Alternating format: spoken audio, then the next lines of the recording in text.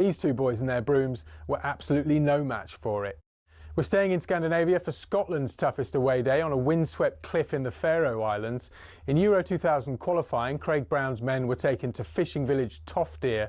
Kevin Gallagher called the pitch a cowfield and the wind like Pittodrie on a bad day. The Faroe Islands part-timers equalised in stoppage time, leading to these absolute scenes, and still one of Scotland's most embarrassing results. Daft little ground, silly game. But away trips don't come any tougher than a lung-busting schlep up the Andes to face Bolivia in La Paz. But now the Bolivians have taken home advantage to another level. The country's highest city, El Alto, 4,100 metres above sea level. Grass doesn't even grow up here. Bolivia have not lost here yet. The longest unbeaten run in any professional league ever belongs to Red Star Belgrade, or Crvena Zvezda if you must. They've gone 7 years without defeat at the Rajko Mitic in Serbia's Superliga. Their fans are pretty intimidating as well, but they're not as loud as this mob. Galatasaray's Ali Sami Yen Stadium's officially the loudest in world football.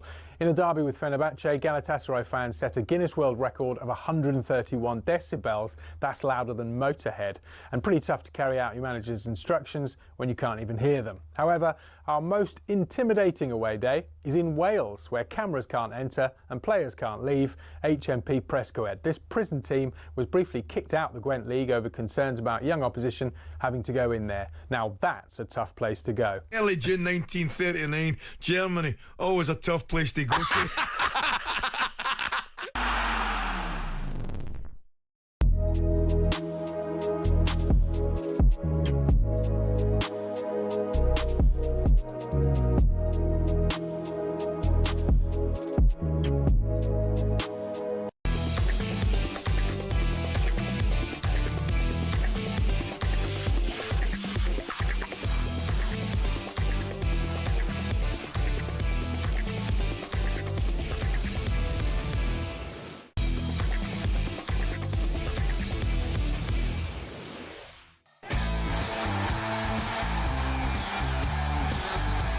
Good morning, welcome along to Weekend Sports Breakfast with me, Shebahn Aherne, and former Republic of Ireland striker Tony Cascarino. Good morning. Oh, Leeds picked up a crucial victory over Forest last night. It was live here on talkSPORT in a Premier League six-pointer. And they deserve that, Leeds United. They're 9 clear of West Ham ahead of their game tomorrow. By the end of tomorrow, Forest might only be 3 points above the drop zone. 7 games in the Prem for you today, including our half-12 commentary. In for Manchester United take on an up-and-down Spurs at Old Trafford despite winning 3 from 3. Michael Carrick says he's not thinking about his long-term future at the club. It can't be so knee-jerk either way, whether it's really good or whether there's a few issues we need to solve. It's steady progress really, and we've got to keep a bit level really and keep focusing on what we need to do. Aye, right, Michael. Game day exclusive from 11 o'clock. Full commentary from Old Trafford from 12:30. Arsenal Villa Chelsea also in action at the top today, while at the bottom there's a massive six-pointer. Burnley take on West Ham. Scott Parker says it's a huge test for his side as they continue their fight to avoid relegation. Well, I think every game's going to be that for us now. That's the facts. And of course, this game's a massive one. That game was exactly that. But we're now at this point in the season where every game is a massive game for us because of where we sit. We have all the updates today on talkSPORT Game Day Live from 2:30 and lots to look ahead to as well. We've got the Six Nations ahead and we're building up to Super Bowl 60. You're listening to the Weekend Sports Breakfast on talkSPORT. Good morning. Good morning, Tony. How are you? Yes, really good. How's life? Yeah, start of the week, the passing of John Virgo, who I watched as a snooker player quite often. I do love me snooker. Golf and snooker are my 2 favourite sports outside football. And I listened to Ken Doherty come on he was on Drive with Andy and Darren, and thought it was terrific. Spoke about him, been in the booth with him, listening to him wax lyrical about snooker, and big loss, but an incredible character. I've never met John, but I always thought he's one of them people that commentate brilliantly after becoming, obviously was a top snooker player. Yeah. Never won the world title, but was a top snooker player. Yeah, there was a lot of lovely tributes. Yeah, and rightly so for him. He was his personality. You know, he did the big break on the Beeb, as we know. He was just a guy that could make people laugh and make snooker really enjoyable. Yeah, you heard so many of the tributes talking about what a funny guy he was. Yeah, he could mimic it. Real good laugh. His Alex Higgins one was hilarious. I'm always remember watching him do that, and there was many others that he could do. Snooker players mimic them and do it brilliantly, and a loss, but also, as Ken Doherty said, honouring a great man. You know, that's what we're doing, and think of him with a real smile on your face because he was a character. All the tributes to John Virgo, by the way, are on our website, talksport.com, if you want to check those out. It's been such a miserable week, hasn't it? Done the weather. I think everybody's just over it now. Well, I don't know. Over it. Apparently, it's going to rain every day in February, so we're not over it. We're in the middle of it. We're nowhere near the middle of it yet. Oh my God, state of that. I know. It must feel like home for you in Scotland, isn't it? This is funny. I phoned Mum a couple of days ago and she said, I mean, it's freezing here, but at least it's dry. Yeah. I went, it's actually here. It's been hammering down every day. Everybody's felt it, and you come away and you sort of think, one of my neighbours has gone on holiday and gone away to the Caribbean, and I'm thinking how envious it is that the beautiful weather. I don't know. But it's a good time of year to go away, isn't it? Actually, might be better than the summer, because if you can get through this, January, a hard month, right? And then get through that and go, I'm away on holiday in February. There is one good thing about Feb. What? It's only 28 days. I know. That's the one good thing. And Valentine's Day, Cass. Yeah, that's another good thing. You get to be all romantic. Well, you'll be getting more romantic than me, I'm sure. I'm normally out at a game on a Saturday, and because it's next Saturday, isn't it? But that'll be no excuses because you've got a week to write a card. Yeah. No, I've already got one. I've already got one. Shut up. I've already got one. You soppy. No, Joe's birthday's on the 27th of January. Right. So I went looking for a card. And by the way, the Valentine's cards were there. And I thought, I like that one. Perfect. Has she seen it? Is it sitting on the side table? No, I've hid unwritten? It. I've hid it. No, okay. I know where I've put it, but I've hid it. Wee box of chalkies, ones that she likes. Because her birthday's 27th of Jan, the Valentine's cards are out. So did you get a deal? Was it like 2 for 1? Buy 2, £1.50 off, something like that. I can see why you would do that. It's quite funny, really, isn't it? But, No, you've got to be prepared. You really do. Did you watch the game last night? Yes. Terrific performance by Leeds, Shebahn. Yep. Terrific. Absolute energy, just drive. And I'm going to give a mention to Daniel Farke here, because a lot of people have spoke about the change of the Man City when they were second half, and they were 3-0 down at Man City and turned it around to 3-2. They went with 2 up front. Do you know he's done another one as well, which I thought was really worked well? Is the 2 right backs, because they're naturally 2 right backs. They're not wingers. Jayden Bogle is not a winger. I saw a lot of him at Sheffield United, and Sheffield United lost him to Leeds about 18 months ago in the season of 24. And terrific fullback, lot of energy. But having James Justin behind him down that right side, they caused Forest a lot of problems. I mean, it was a great display from Leeds. Dominic Calvert-Lewin, hats off to him as well. Leeds chopped down the Forest. It was live for you here on talkSPORT last night. Okafor having a look around him, and it's put in. It's just one straight ball.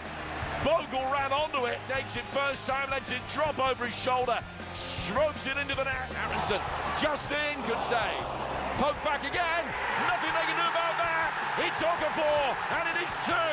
Nottingham Forest being ripped apart. Crewe, who does curve one in, and Calvert-Lewin throws himself at it and chests the cross into the bottom right-hand corner to wrong foot Ortega. What a night this is for Daniel Farke and his men. He's brilliant from Calvert-Lewin. Hutchinson curving it in. Luca, there's one back. He scored on his Forest debut. Leeds with a deserved win that takes them level on points with Spurs and Palace. By the end of tomorrow, Forest might only be 3 points above the drop zone. Leeds United beating Nottingham Forest tonight by 3-1. Forest well beaten at Elland Road last night. 9 points clear now of the drop. And Cass, they're doing bits at Elland Road. I mean, we knew it was their fortress in the Championship last season, but that's 5 of their 7 evening kickoffs at Elland Road. They've won those 5 fixtures. So there's something about kind of under the lights there this season in the Premier League. Without getting too nostalgic, I was lucky enough to play in Leeds. It would have been about 87, 88 season. And we played at night. Millwall at Leeds. We won, but great atmosphere. Just terrific. You know, you feel the energy in the stadium. And you got to feed off that. And that's what Leeds team did last night. From the very outset, they were all over Forest. And I think Forest were just shell-shocked. They didn't play well. But lots of good performances. Calvert-Lewin has got now 10 Premier League goals. So they were chanting at the end of the game, the Leeds fans, Dom Calvert-Lewin, England's number 9. Yeah. Well, look, he's done unbelievably well. And we talked off air earlier. And I touched on this a few weeks back with you, Shebahn, and about I'd seen he did an interview in the summer about how he changed everything physically. Yeah. You know, the car he was driving, the seats he had in it, the pillow in his bedroom, everything. Yeah, absolutely sorted everything out because he kept getting injured. So he's took ownership of his own career, and we've seen what we've seen. Okay, the goals. He's got 10 Premier League goals now, but what you could add into that is to say he's took ownership of his career. And he's fit week in, week out. And that is a great thing for him because I saw him under Ancelotti and he was playing brilliant with Everton. I think it was his best season. He got like 17 Premier League goals. And I thought he was a terrific leader of the line. Wasn't as good as Kane. And England haven't got the rival to Kane, but they've got good backup. And if he stays fit and gets goals, he'll be, someone that Tuchel could consider because he took his goal brilliantly. It's obvious jazz, but it's a brilliantly taken goal. There were some concerns, though, and I say this for Forest because Elliot Anderson's played a lot of football. The under-21s in the summer, a long season, and he's been terrific for them. Last night, he was really off the pace. I mean, the third goal, he's given the ball away in a bad area. Okay, that happens. That's mistakes. His set pieces weren't particularly good. But that wasn't the Elliot Anderson of the start of the season. He's a terrific footballer. Yeah. And a lot of people might say, watching that game, Elliot Anderson, well, I don't know if he's worth 80, 100 million or... He's a terrific footballer, Elliot Anderson's got a lot about him, but he does look like a lad who's played just so much football. What can they do about that? What was Sean? Well, he's going to want to play. They're in a battle. They're in a battle to stay up. So there's no real choice. But I do think sometimes you have to manage certain individuals. And he might put his hand up every week and go, I want to play. But look, and it's not on him last night. It was a really poor Forest performance. But he's their guy. He's their talisman that they need to go to. That I think is so infectious when he gets it right. He makes tackles, passes, keeps the ball. And last night, they were on an end of a hiding. Yeah. But there's some really good things from Leeds who were terrific. Yeah, 29 points now, sitting 16th in the table, just above Forest, who are now on 26 points. Here's what's coming up in the Premier League for you today. Manchester United take on Spurs at 12:30. That one's live for you here on talkSPORT. 3 o'clock kickoffs, Arsenal, Sunderland, Bournemouth, Villa, Burnley, West Ham, Fulham, Everton, Wolves take on Chelsea. They're all at 3. GameDay live, 2:30, keeping you across them all. And then the 5:30 evening game tonight, Newcastle face Brentford. You're listening to talkSPORT. Coming up next, Virgil van Dijk has suggested some ex-players are too harsh on the modern generation. We're going to get Cass's thoughts on that. It's the weekend breakfast here on talkSPORT. Good morning.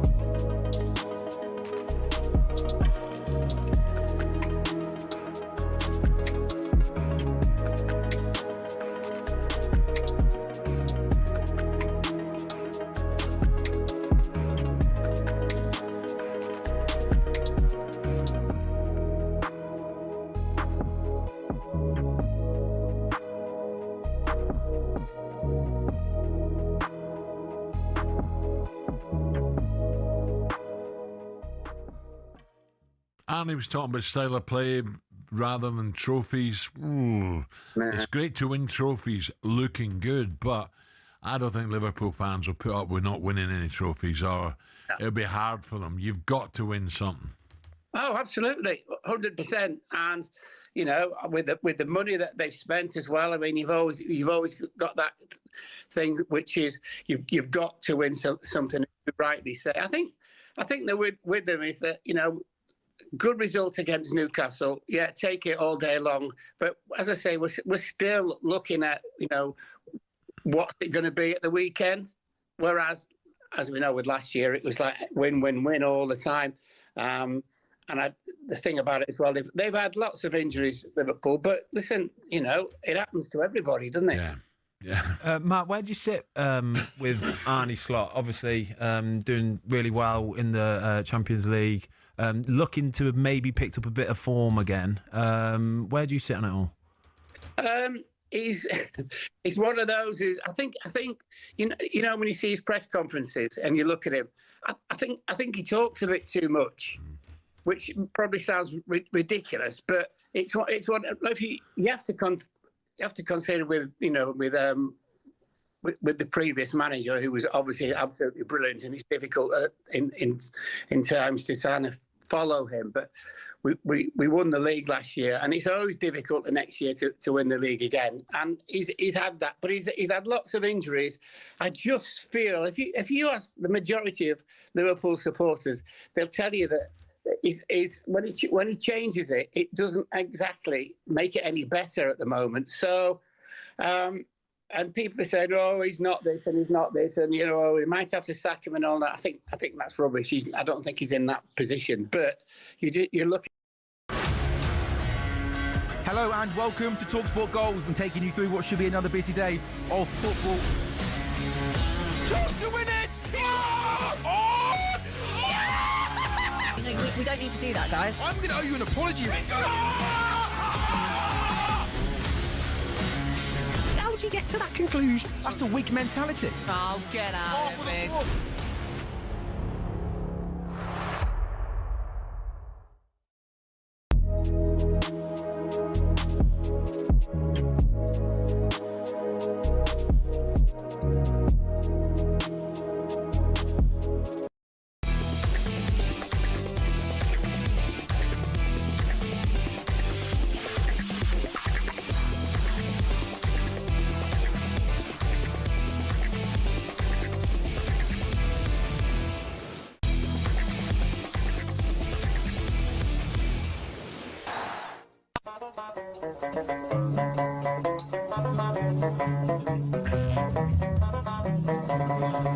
Well, in the merry month of May, now from me home I started, left the girls and two, and nearly broken hearted, saluted father dear. Good morning, it's the Weekend Sports Breakfast here on talkSPORT. Shebahn Aherne, former Republic of Ireland striker Tony Cascarino, not quite Michael Flatley's Lord of the Dance, but we'll take the Dubliners as close as we can get.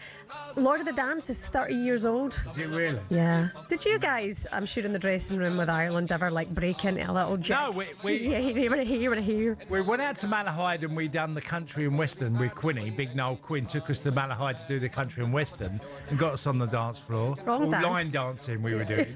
But I did a series called Banner Store, which is like a game show in Ireland, and I did Irish dancing in it. And it's quick.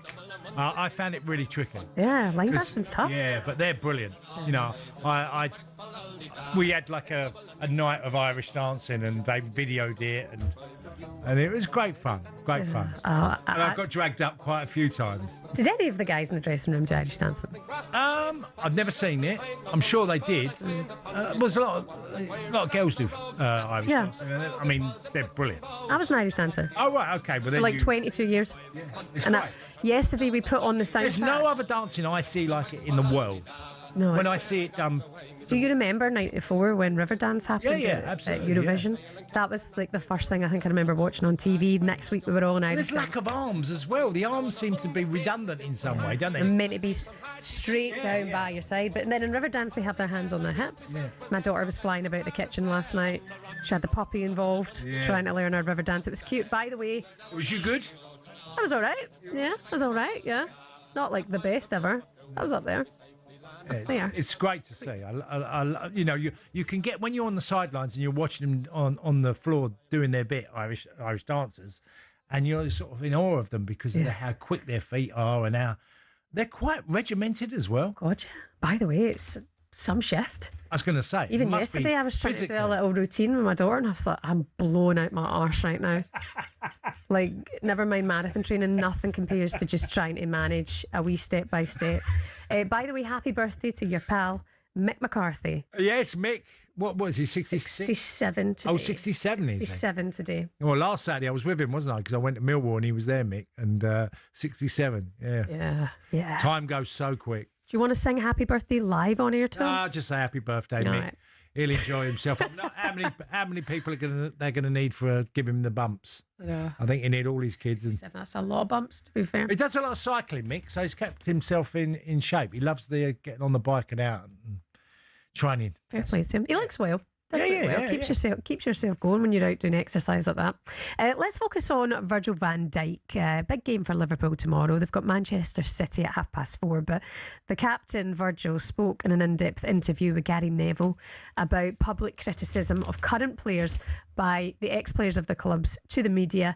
Van Dijk suggested that ex-pros need to be more aware of the effect their comments can have and the mental health of those being criticised. He said, I feel the players, the ex-top players, have a responsibility to the new generation. Criticism is absolutely normal and part of the game, and it should stay that way. But sometimes criticism moves into clickbait, saying things to provoke, not thinking about repercussions for the mental side of players, and especially the younger generation who are constantly on social media. What do you think of that? No, he says a lot of things are absolutely true.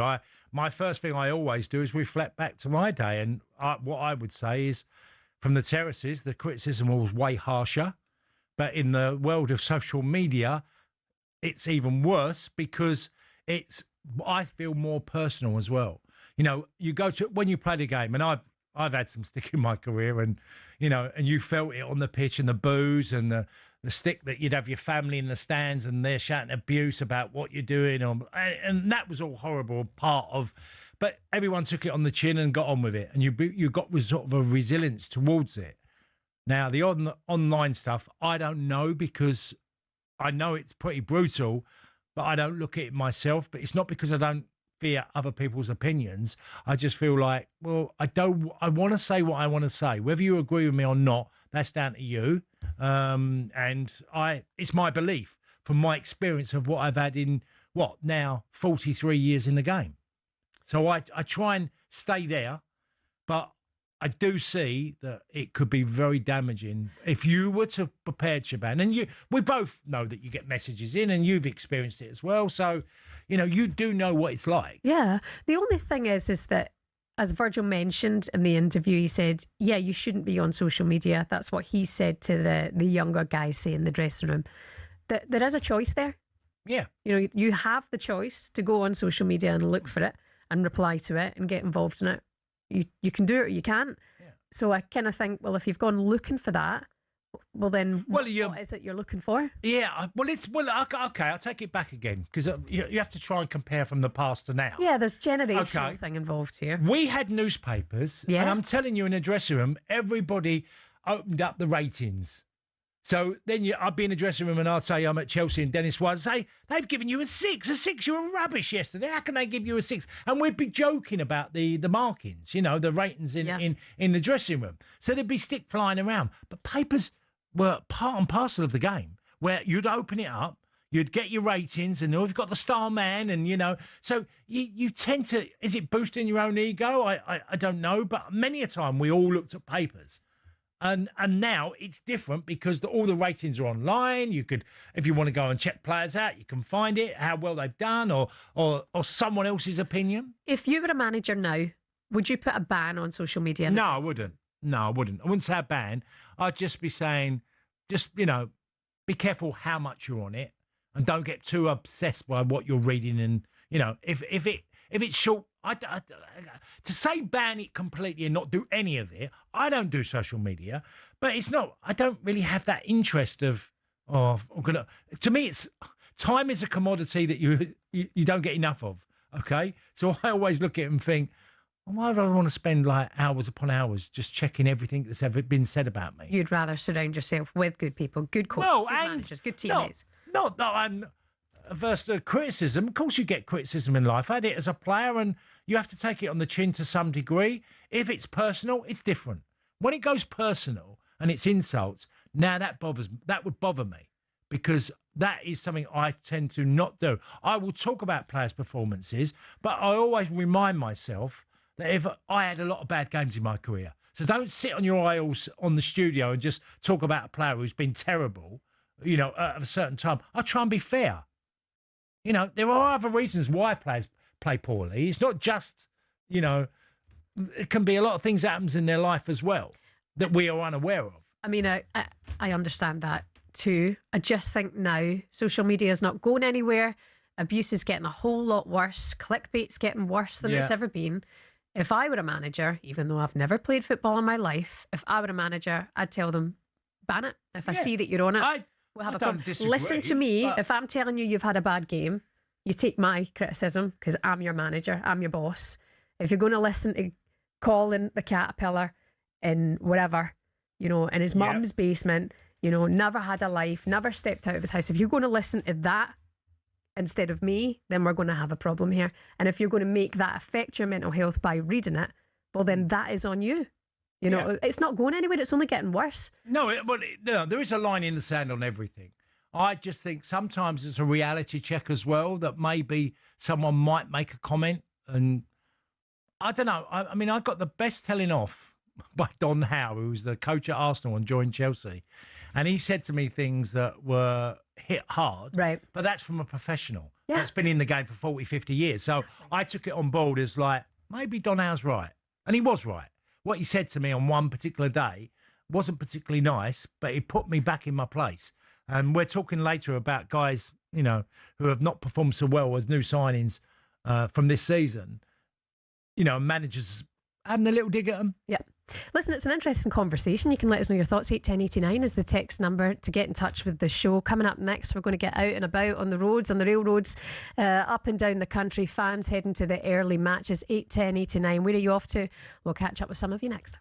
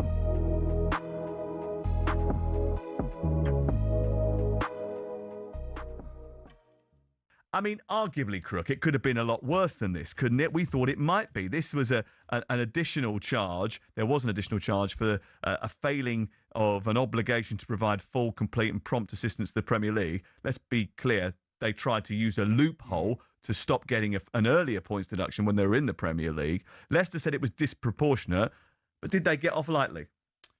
Yes. And I think Leicester as a football club have been punished for trying to wriggle out of things by trying to use, as Simon Jordan described, the sort of black hole where they were neither a Championship or a Premier League club in order to dodge the charges. They've caught up with them in the end. I know the Premier League were pushing for as many as 20 points to be taken off Leicester, which pretty much would have resigned them, I think, to League One football next season. Will they appeal the Premier League, that this isn't harsh enough, the punishment? Well, that's an interesting question, because I don't think Leicester will appeal. And maybe risk a further point deduction. I think they should feel they got off lightly. But just looking at their statement, and a lot of Leicester fans have picked up on this, it probably tells you where they're at as a football club. There was no real contrition from Leicester. They're still trying to play the victim for the fact they breached PSR rules to the tune of nearly £21 million.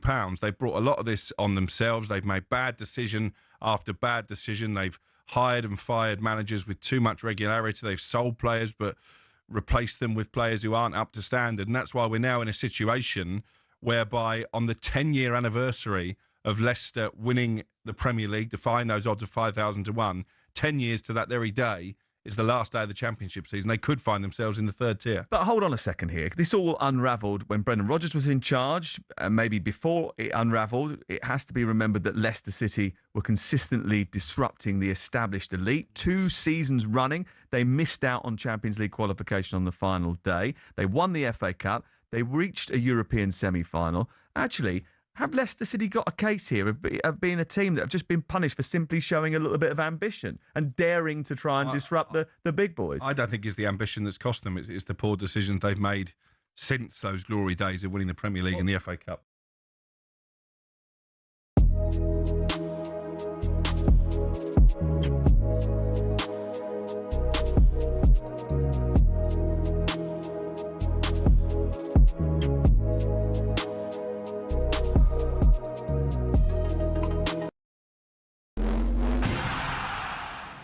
Pep Guardiola says it's harder to win Premier League games than ever ahead of his side's trip to Liverpool on Sunday. But will Erling Haaland return to the 11? Erling is the best striker in the world. So he plays? I don't know. We'll say tomorrow. Always I say Erling is the best. Well, that clears it up. Thank you, Pep. Elsewhere, David Moyes has told reporters Dwight McNeil is back at training and is doing OK after his Palace move fell through. Moyes also says Everton 100% had nothing to do with that move collapsing. Vitaly Mykolenko is in contention for the Toffees' trip to Fulham tomorrow afternoon. Now, James Milner will equal the Premier League's appearance record of 653 if he takes the field for Brighton against Palace on Sunday. His former teammate, talkSPORT's Gabby Agbonlahor, explains his longevity. Just that professionalism from James Milner that he's had all through his career. And I'm happy for him. Gareth Barry, a good friend of mine as well, will definitely be disappointed to lose that record. But James Milner has been fantastic his whole career. Tomorrow's Scottish Cup 5th round tie between Aberdeen and Motherwell has been postponed. Persistent heavy rain has left the pitch waterlogged, and England have been dealt a setback ahead of their Six Nations opener against Wales. Emmanuel Fawa-Boso is out of the game at the Allianz Stadium with a leg muscle injury sustained in training. Scrum coach Tom Harrison admits it's not ideal. Does it disrupt some plans? Yes, it does, because you're changing a player. But the philosophy of being camp is to be the best prepared and make sure that you are ready for the next person to come in. There's more, as ever, on our website, talksport.com.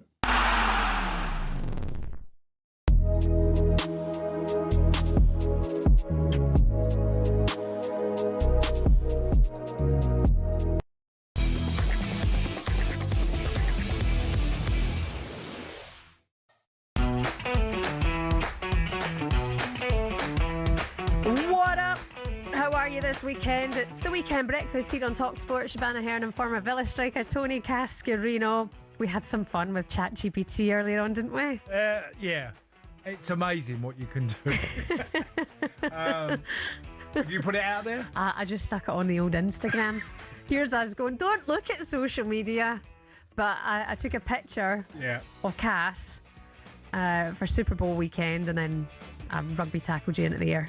Crashed you, crash him! It's amazing when you're watching it, Shebahn, what can be created by AI. I know. There's so many lines crossed, but that's a good way of using it. Yeah, absolutely. It's a fun way. I took you out, pal. Get better Certainly soon. did that. Yeah, some of your headlines this morning, by the way, don't forget Super Bowl live here on talkSPORT tomorrow night. QPR missed out on the chance to make up ground in the Championship playoff race after their goalless draw against Charlton at the Valley. Emma Raducanu defeated Alexandra Olenkova in the Transylvania Open to reach her first final since the 2021 US Open triumph. And there's a massive game down at the bottom of the table today. Burnley host West Ham. Updates on talkSPORT from 2:30 from this man. I'm Mickey Gray heading to Turf Moor for Burnley against West Ham in this relegation 6-pointer. It's no win in 15 for Scotty Parker's Clarets, who now sit 11 points from safety. 2 wins from 3 has given Nuno Espirito Santos Hammers hope of Premier League survival this season. But with games running out for both these sides, 3 points are crucial. It's Burnley against West Ham. Mickey Gray on GameDay live from 2:30. Looking ahead to that one, Cass, it's just crucial. I mean, Burnley... What can they do? I mean, a win today obviously will help them, but can they win? Yeah, look, Scotty Parker was very critical of his team last weekend.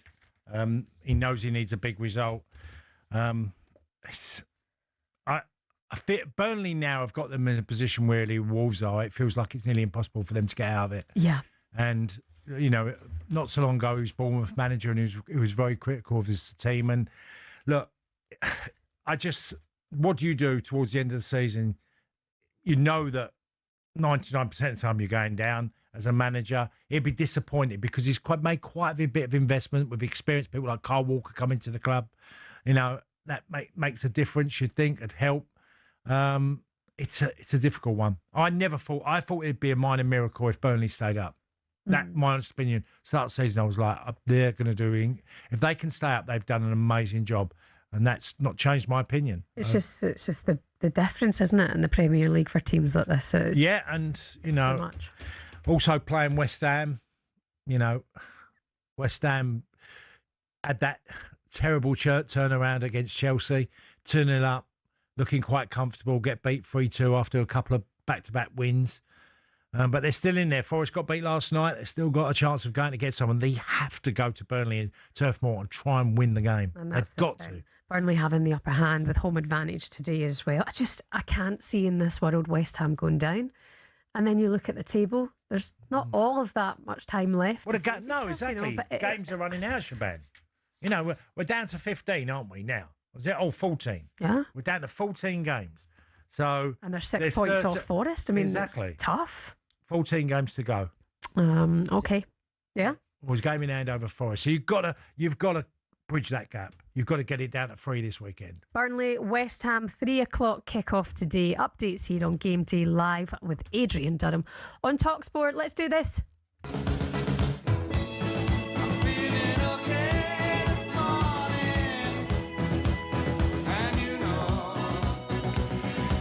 Time for our trips of the week. Today we're with a Crewe Alexandra fan. They make the 416-mile round trip to Crawley for a League 2 clash. Crewe 10th, pushing for a playoff spot.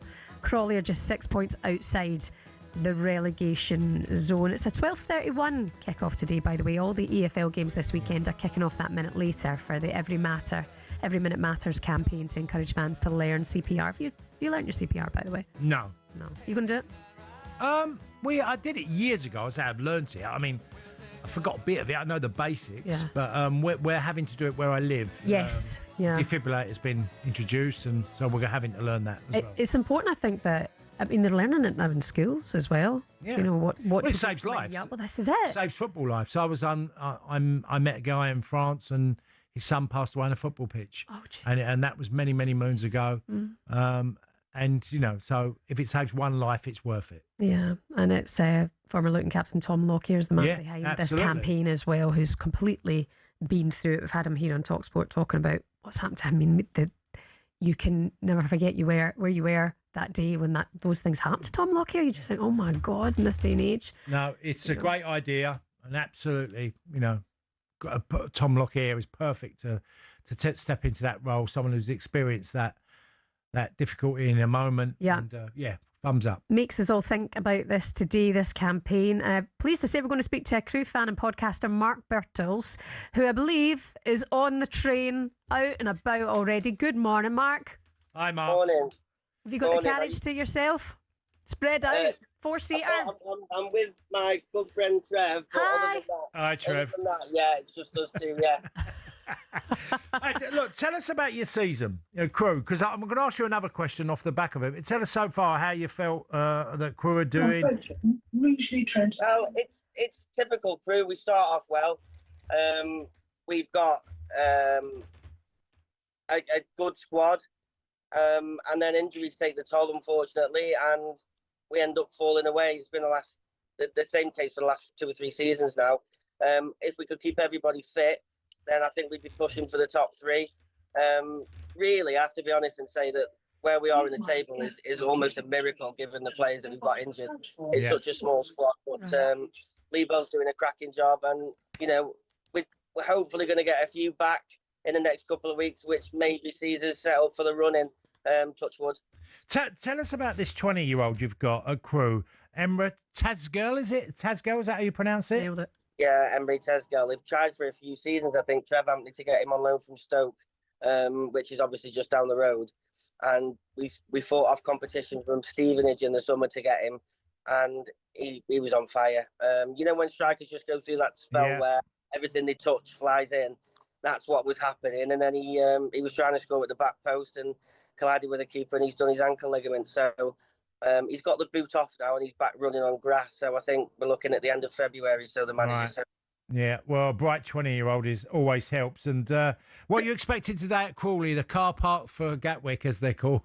Oh, yeah, I don't know, we went to Barnet on Tuesday night, and I wasn't expecting much. And we played well, actually. We drew 1 each. Okay. And we came from behind, which is very un-Crewe-like this season. So I'm slightly more optimistic than I was this time a week ago. I think, if we go there and play well, we should be better than Crawley and we should win. But following Crewe, you're never quite sure which Crewe's going to turn up. And when you get there today, will you make sure you go somewhere for a nice wee pint? Yes. Cold one. Well, wherever you go, will you do us a favour, Mark? Ask the landlord or the manager at the bar to get talkSPORT YouTube channel on in the telly. Okay? That's your mission today, Mark, the Crewe fan. Okay. And you need to take a picture and then send it to us, all right? And then, I will do. And then Cass will buy you a pint.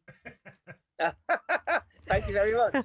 Right, give us a "Come on, you Crewe" in that carriage. Come on, you Crewe. Yes, there you go. Mark Birtles there. Thank you so much for your time this morning. No worries. Nice to speak to you. Cheers, Mark. And you, buddy. Take care of yourself. Crewe fans on the road today. That's some trek, isn't it? Oh. Yeah, it's 16 miles. Yeah, both equally positioned, sort of. It's about. Look, fans, I say it every week, fans amaze me in this country. Mm-hmm. That just give their, hard-earned money to go and follow their team, get up early, take the train, drive the car, whatever they're doing, but they're going to basically give up all of Saturday to go and watch their team. I mean, this is, people just, they love it. They love it. We're sitting crying about the weather. They're like, on the trains, whatever you're doing, there's delays and cancellations everywhere. They will follow the team. I always think of, you're going away. Say if you ever take a hiding, you get beat 3-0, 4-0, you're a fan. You're guaranteed that they go on the journey back, they're considering, I don't know how much more longer I'm going to do this. And then gets to the next away game, they're there again. Yeah, exactly that. Lots of you getting in touch this morning as well. Good morning, Shebahn and Cass. It's Stuart here, off to the Netherlands for the Eredivisie match for Fortuna Sittard against Sparta Rotterdam, but unfortunately sitting in the plane for an hour as the flight out of Glasgow is delayed for an hour. That's a nightmare, but thanks for being with us. Up the talkSPORT, the Glasgow flight. 81089 is the text number. Good morning, Shebahn. We're travelling a 400-mile round trip from D&G to Old Trafford. We love listening to you on talkSPORT. Not many talk sends, that must be at you. That's from Nick. Nick, thank you so much for your message today. Charlie, Leeds United season ticket holder, was at the game last night, drove home to Lanark. Wow, 3 hours sleep. Now heading to Glasgow Airport to fly to Belfast to see Carrick Rangers versus Coleraine. I may have a few beers too. Listen, you will absolutely deserve it.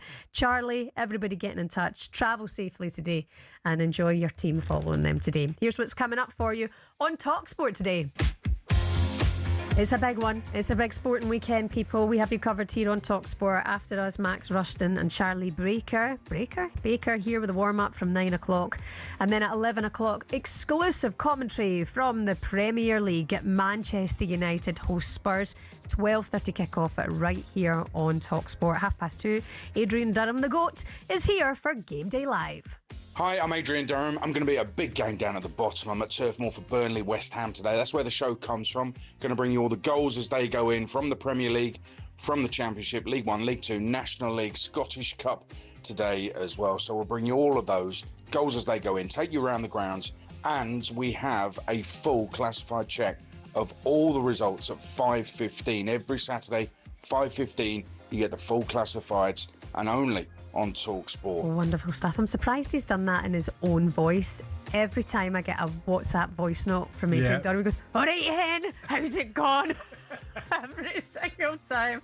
Cracks me up. Rory Jennings here with a phone in at 7:30 after Jamie O'Hara and Jason Cundy taking all of your calls, and then live boxing at 9. It's Nick Ball taking on Brandon Figueroa on Fight Night Live, the undercard on talkSPORT 2 from 7. Full day. Download the talkSPORT app. Stay across it all here with us, and it's free to download as well, so treat yourself, people. You're listening to the Weekend Breakfast here on talkSPORT. Sam is with us next to go through the day's papers.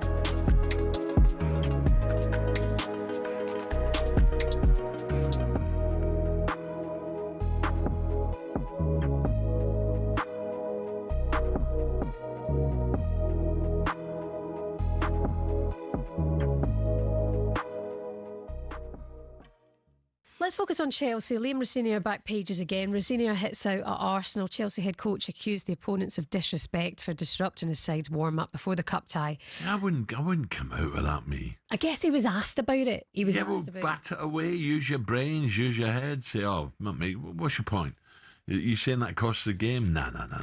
He got a bit excited, didn't he? Really, you saw if you've watched the video, I'd love to see how far onto their side of the pitch they were, because they didn't pan round, did they? They just showed him giving a bit to somebody. You didn't see who it was at. You didn't see how far they were into there. If they're right in their half and they're constantly doing it, then I get it. I understand it, but still, it's just calm it down. Rosenior mentioned that it could be mind games, though. Do you believe that the Arsenal players were creeping into that half to get in their heads, or was it just a genuine? They've done the job either way. They've got in their head either way. Well, now he's talking about it. Yeah, exactly. Shebahn, I don't know. Arsenal were favourites to win that game for me. Why would you? Nah. Maybe you might say, look, you know the rules, stay in your own half. But nah, I think we're looking at a big problem here that's not a problem. Yeah, I don't think they need to resort to doing that, Arsenal. Yeah, he said in the interview, I've never asked my team to approach on the opposition's territory. I didn't think it was right. Where they were operating, they were affecting my lads' sort of warm-up. What's your thoughts on Rosenior? I'm still a little bit waiting for it, to be honest with you. The results are ultimately going to be the thing that dictates whether he's a success or not. Some of the things he comes out and says, obviously the world that we live in now, social media, they're so quick to make memes up, honestly, Alan. I don't know if you're on Twitter, Instagram, any of this kind of stuff. A little, but not really. It's brutal, honestly. It's a brutal place to be at times. They are so quick at making these memes up, David Brent and all that. And that, I think, subconsciously seeps into people's minds and it makes their mind up for them. But yeah, I think, like I say, it's just going to be down to results. It is simple as that. And you've got to be able to, I think, laugh that off. Hello and welcome to talkSPORT Goals. We're taking you through what should be another busy day of football. Chance to win it! We don't need to do that, guys. I'm going to owe you an apology. How do you get to that conclusion? That's a weak mentality. Oh, get out of it.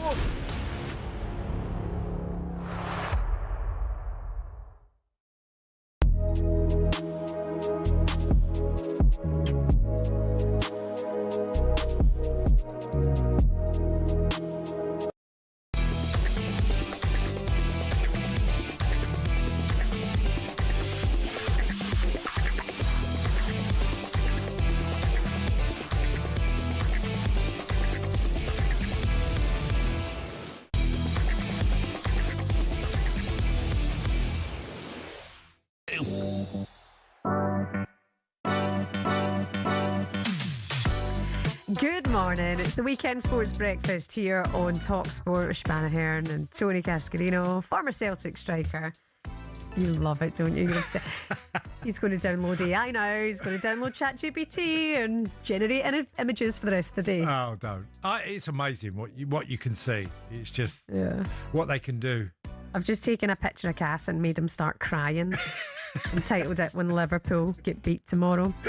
Some of your headlines: Al Nassr secured a 2-0 win over Al Ittihad in the Saudi Pro League last night, helped by a late goal by former Liverpool forward Sadio Mane. Cristiano Ronaldo left out the squad for a second successive match amid growing doubts over his future at the club. God, how's he going to make some money? Worried. And Molineux today, Chelsea will be looking to bounce back from the Carabao Cup exit in midweek as they face Wolves. Who's there for us?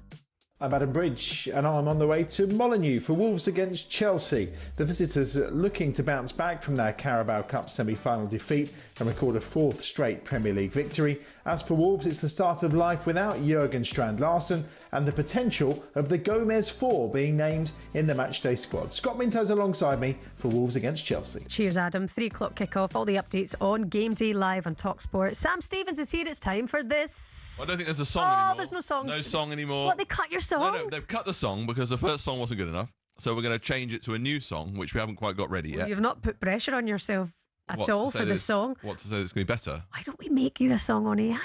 Oh, should we do? Shall we do that? Let's do that. Okay. Song for Sam. Because then we can put in Sam's personality, list it all, and then have it churn you out a song. I was thinking, Cass, it's good news about the AI thing. Make it turning you into AI because it means when you're off, we can still fill the gap. Well, that's an AI model. Don't of say you. that out loud because the bosses will cut us off. Yeah, it's true actually. Yeah, and everybody doing us out of work here. I want to have a job. Yeah, it's true. It's getting a bit advanced now, isn't it? So how would it work then? So you'd get paid for actually not being here? They could just use your imagery and. Well, they could get you'd to have the stage where they Yeah. could use your voice and You have to sign your likeness away. it'll know what happened last night. Would the AI Cascarino get stick on social media then? Yeah. Good question. You'd get actually. hammered. Yeah. Even more than usual. Good question. Love you. Sam, what's the papers, please? James Milner's in the paper today. I don't think he's turned into AI yet, has he? He's still going. 652 top flight games. He's a big piece from Paul Joyce in the Times. From a lot of the people over the years who have helped develop his career and who've worked with him. There's a big piece discussing all of the clubs he's played for here, and people, for example, like Paul Banks, who was the Manchester City team manager from 2010 to 2016, Stephen Warnock when he was at Aston Villa comments, Peter Ridsdale, Nigel Pearson, that was at Leeds, Nigel Pearson while at Newcastle, and Jurgen Klopp talks about him his days at Liverpool. We had 9 years of him, didn't he? He did, 2015 to 2023, that's absolutely right. And he said, he said, in my mind, without knowing too much about him, I saw him as a winger when I arrived at Liverpool. I should say, by the way, we're talking about James Milner because he's about to break the appearance record tomorrow. If he makes an appearance against Crystal Palace tomorrow for any period of time, and he's been making 1 minute appearances here, 2 minute appearances there for the last few weeks. But if he makes one tomorrow, then he breaks Gareth Barry's record, or he draws level with Gareth Barry's record tomorrow, I should say. Actually, he needs to give him it. Let him have it. Let him have it. Well, he'll get it, won't he? He'll get it by hook or by crook. Do it tomorrow, though. He'll by hook or by crook. But anyway, he's been talked about in glowing terms by lots of the managers. And Klopp says, I saw him as a winger when I arrived at Liverpool. I'd come across him with Borussia Dortmund and he'd been at Man City. Pretty quickly, I saw he was a special character, a serious player, serious professional, and someone who I thought could be my partner at the club. Whatever the future held, we would do it together. My first full season there, I asked him to be left back. It was the summer before Andrew Robertson, came in, and James had played there from time to time. He didn't really enjoy it, but during pre-season in the USA, I had a meeting with him, and he said, look, we don't have the money to buy another left back. You'll probably play there again. He was like, Gaffer, really, it's not my best position. He said, maybe not, you're best suited, and he played it extremely, extremely well. This kind of player in the squad is so important. It's ridiculous how skilled he is. People talk about his attitude, but his skill level is off the chart. Do you think we underrate players like James Milner, Kath? Well, yeah, I mean, do you know what? It's amazing. He's been utilised in so many different positions. Jurgen Klopp talks about left back. He played right back for England. Yeah. And he played against the lad Jefferson Montero, I think his name was, who was at Swansea, who was a really, really quick winger. And Jefferson Montero absolutely destroyed him at right back. And James Milner has literally gone on to play hundreds and hundreds of games after that. And he's an absolute proper team player, ultimate team player. And he's been utilised right back, left back, midfield, winger. He's played some central midfield. He's played all of these positions, and he never lets you down. And, fair play to him. I know you said he's getting a minute to go. Okay, that's just the way it is at the moment. But boy, he's played for a hell of a lot. Every squad needs a player like him, don't they? You need to have something about you more than just being a good utility player to be able to last this long in the Premier League. Yeah, a model pro. I mean, people probably look up to him, and managers would look and go, you need someone like that for the youngsters to look up to. Makes the manager's job easier when you've got someone like James Milner like that. Yeah, so fair play to him. I hope he's going to get the record. Yeah, Be fun if it were tomorrow. 24-year, 6-club career. Pretty good going, isn't it? The ultimate pro. That's the headline in the sports section of the Times. Worth a read this morning. Back page of the Sun. United won't do an Ollie Dash. Carrick rules out knee-jerk appointment. Michael Carrick is adamant Man United will not make an Ole Gunnar Solskjaer-style knee-jerk change and make him permanent manager. The head coach says there would be something wrong if the Red Devils hierarchy appointed him before the end of the season. Carrick replaced Ruben Amorim last month and aims for a fourth straight win, as we know, for fourth place United against Spurs at Old Trafford today. Under his guidance, United have already beaten City, Arsenal and Fulham. This is Samuel Luckhurst writing in The Sun, but there's a lot of this in the papers this morning. Effectively saying that they won't do the same thing they did in the past, which is just appoint the interim manager on the basis of a few positive results. I don't like the idea of just thinking about the past. I think what you can say is Michael Carrick, in 3 games, has done more in 18 months than Amorim, and proving that he is absolute. If they make the Champions League, why would you ignore him? I look at him and think he's a guy that's going to, if they presented him with a contract and said a 2-year deal or a 1-year deal with a 1-year option afterwards, I think that he'd jump just to be the United manager. And what I've seen in the 3 games, if he makes Champions League, absolutely. He's completely turned that club around from looking like no way Champions League football. And in 3 games, 3 victories. I think I wouldn't ignore Michael Carrick at all. I'd look at him and go, it's not a knee jerk. To me, it's not. Look, you've obviously got to see how it pans out towards the end of the season. Yeah. But if this continues, and like I said, if United make Champions League, why wouldn't Michael Carrick have an opportunity? You don't have to offer him the 5-year deal. You don't have to go down the Amorim road or, Jose Mourinho, years gone by, and other great managers that have gone to the club. You can say, we'll give you a contract with a 2-year deal with either 1 year with 1 year option. I think it's an absolute... I've just been so impressed with what he's done. Yeah. And this is not knee-jerk. He's done a hell of a lot of changes to that football team really quickly. And who's the guy with the beard? He said for 5 victories. Yeah, the guy with the hair. Well, he's getting very close now to getting rid of that. That's it. Yeah. 4th today. 4 in a row today. Fingers crossed. 12:30 from Manchester United at Old Trafford. Live here on talkSPORT United take on Spurs. Sam, thank you very much. Sam Stevens there with a look at today's back pages. You're listening to Weekend Breakfast here on talkSPORT. Coming up next, we'll look ahead to one of the 3 o'clock kickoffs this afternoon. Arsenal host Sunderland.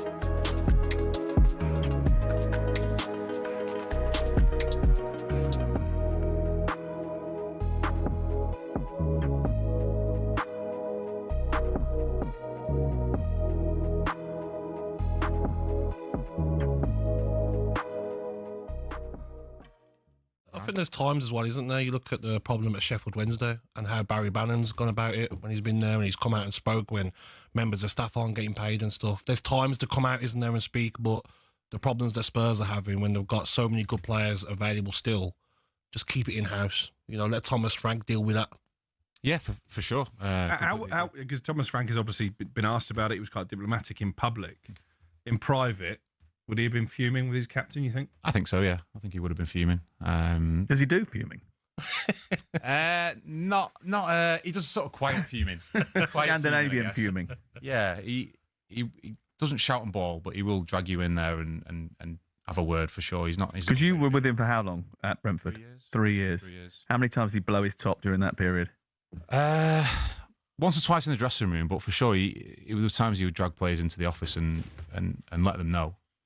But in his way, he's not a shouter and baller. But in his way, he's more than willing to sort of thing. Well, what do you think about him making the step up to being the Tottenham manager? Because it is a step up, isn't it? I mean, although you look at the table and Brentford are 7th and Tottenham are in the bottom half of the table, there's more scrutiny. Yep. There's a lot more noise around the place because it's a bigger football club. So how do you think he's going to handle that? I think he's got all the tools to handle it well. I think he has handled it well. Obviously, the results haven't gone so well at the minute, but I think he, looking at the game on Sunday against City, the players are still working really hard for him. Second half, especially, you could see they're still running for him. You kind of look at that as signs of, they're still with him at the minute. Obviously, like you say, the club is a lot bigger than Brentford at this moment in time, and there's a lot more scrutiny on him, and he will be, tested with all those things. But he's a fantastic manager. I've got a lot of time for him. Really enjoyed my time with him, and I fully expected him to do well moving forward and stepping on. I think, like I say, results haven't gone to plan at the minute, but I think he, giving him a bit more time.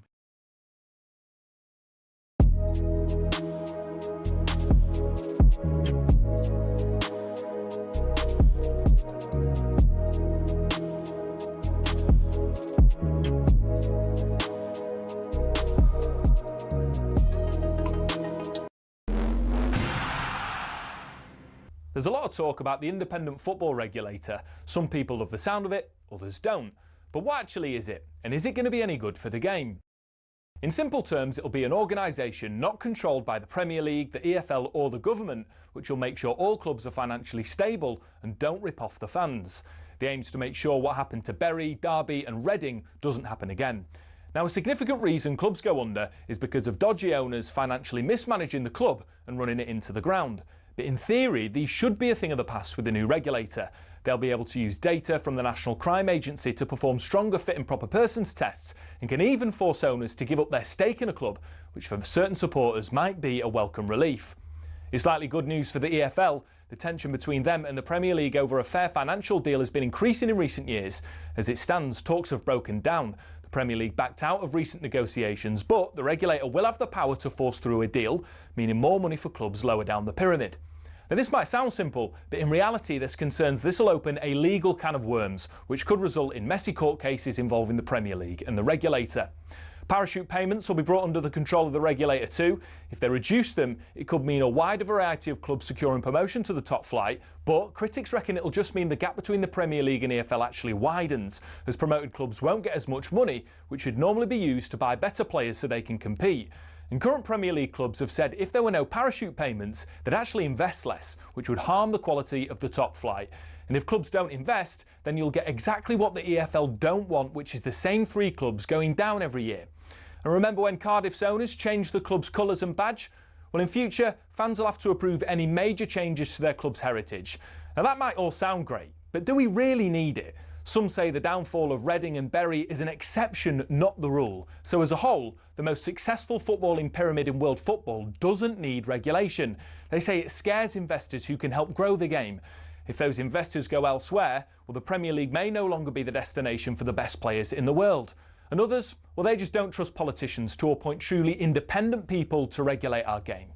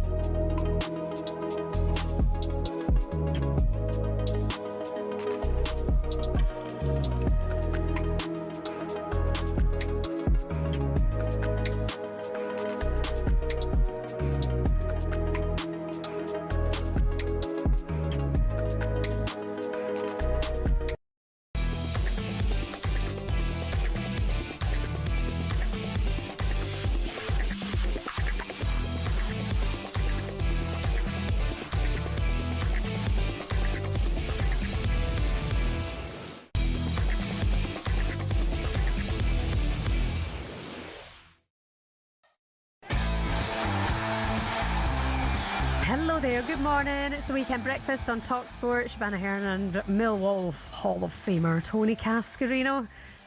Good morning. Who was it who was making fun of the Hall of Famer chat again?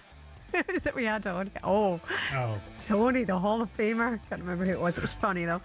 Coming up for you today, Newcastle host Brentford just days after their Carabao Cup semi-final defeat to Man City.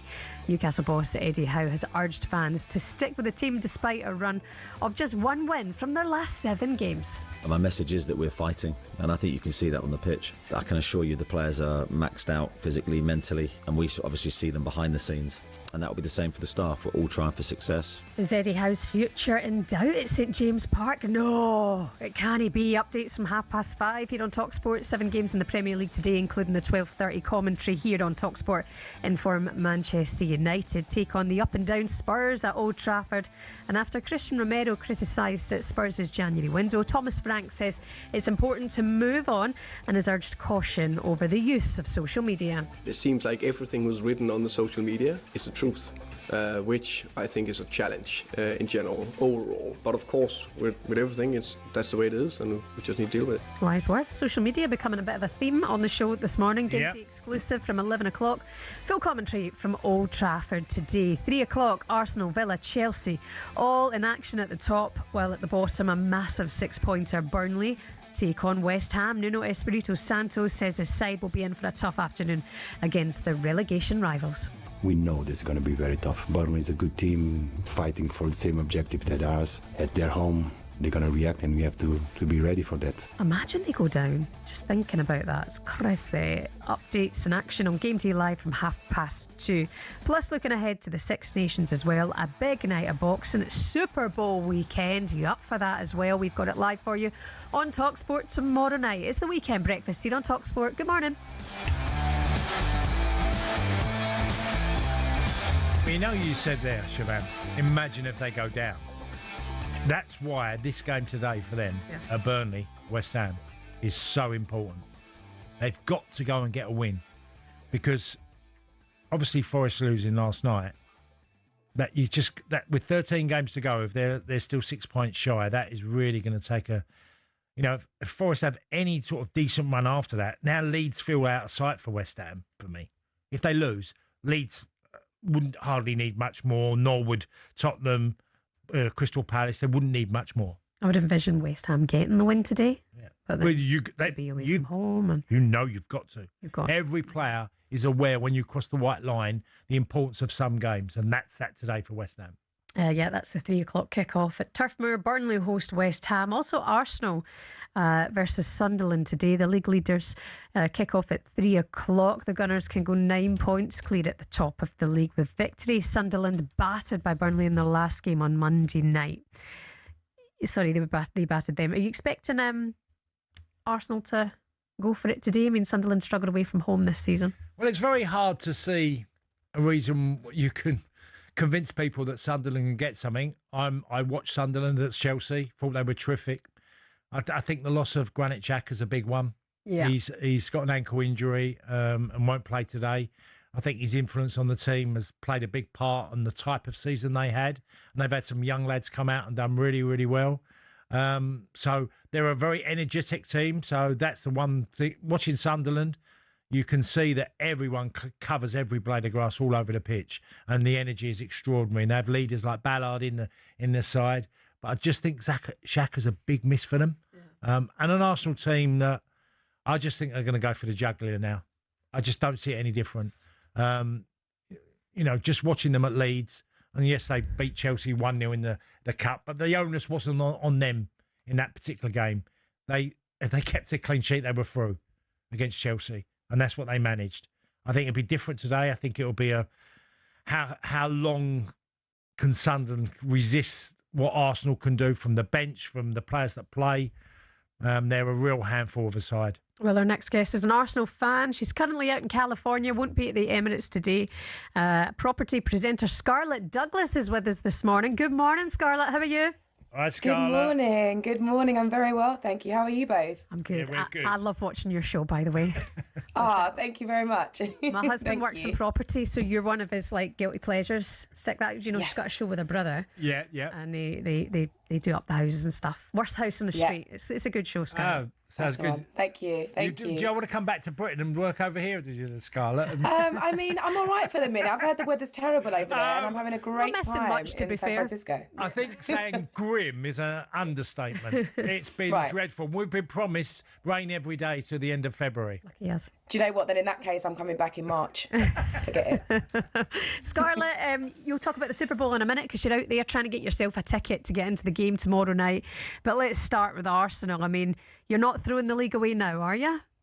Oh, I really hope not. It's been a long time coming, and just to see how well the boys are doing together, how well Arteta's got them playing, their form, even if they're not on the pitch and on the bench, the minute they come on, they're going to do something spectacular. So, of course, there are times when we are nervous as fans, and there are times that we're going to get frustrated.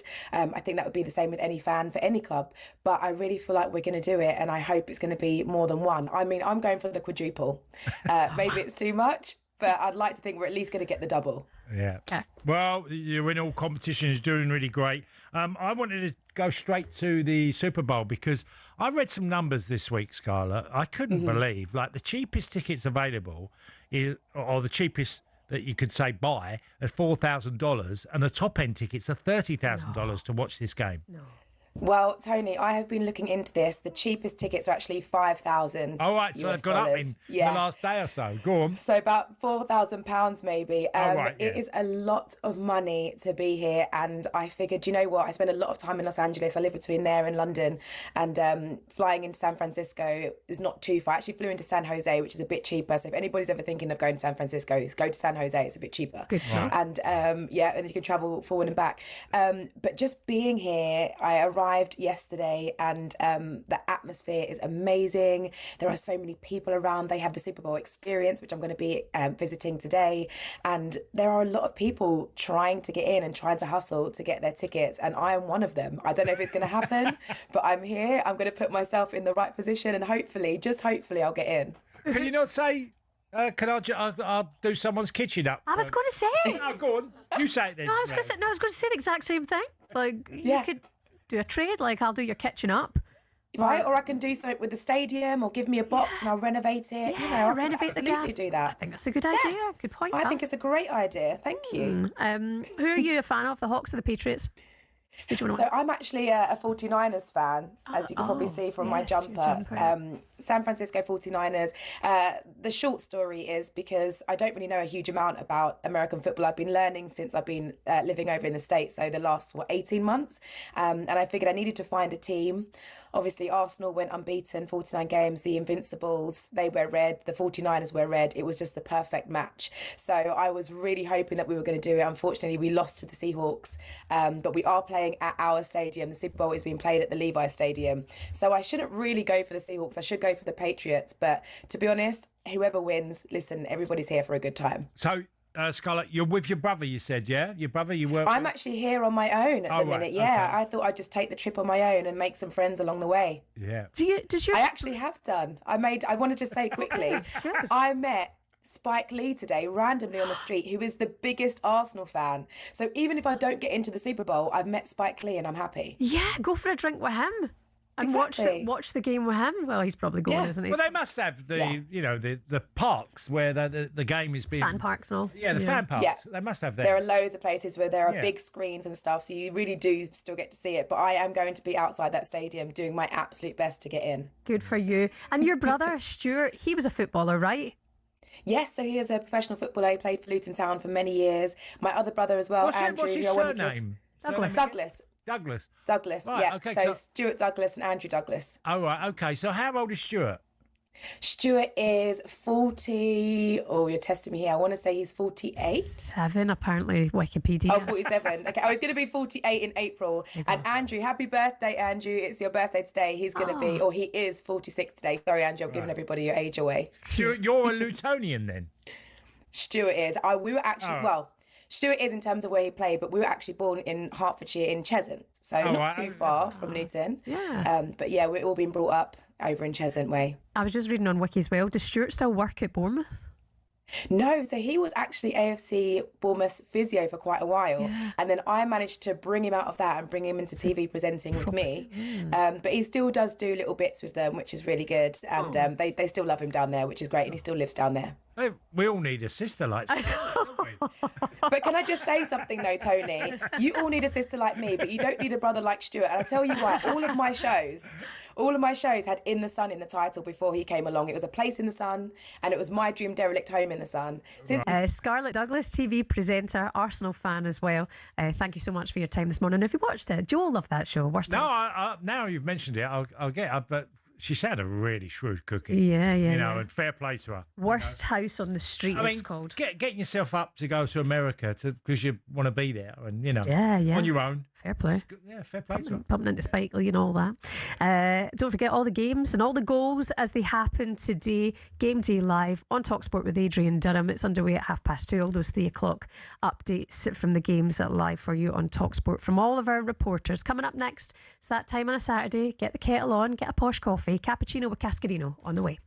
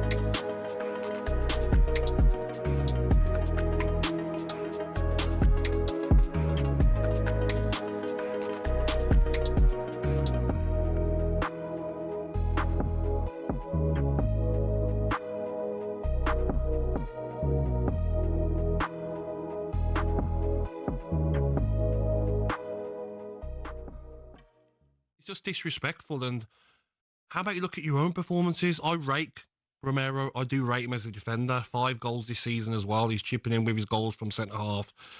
But you haven't had the best of seasons. You cost your side on numerous occasions with poor defending. Just shut up and play football. Leave that to the manager to speak to the board about signings. It's none of your business. Fans will like it. Captain. Yeah, fans will like it. Okay, would you see an Arsenal captain come out and speak like that? But Arsenal not in the same situation.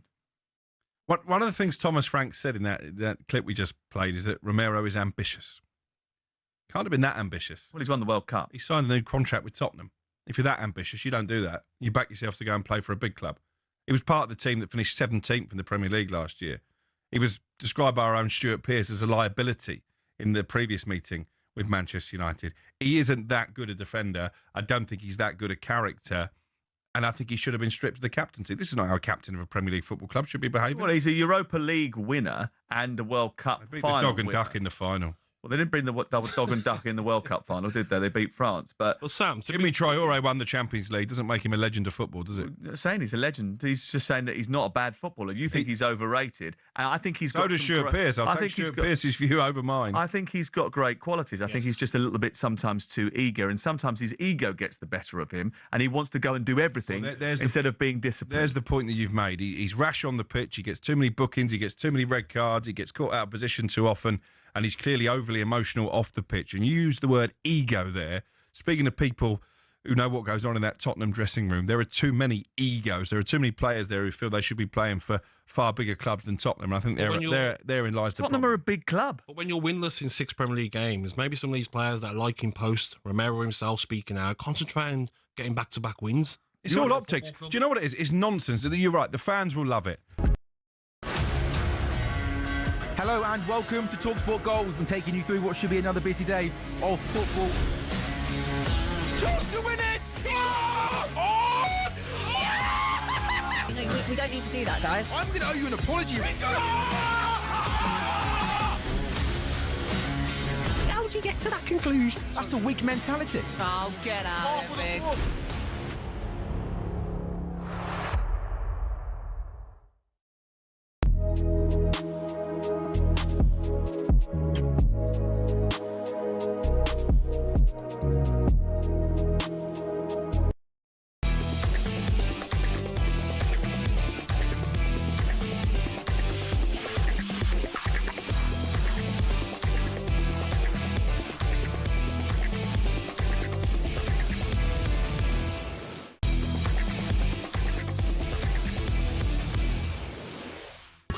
What's my name?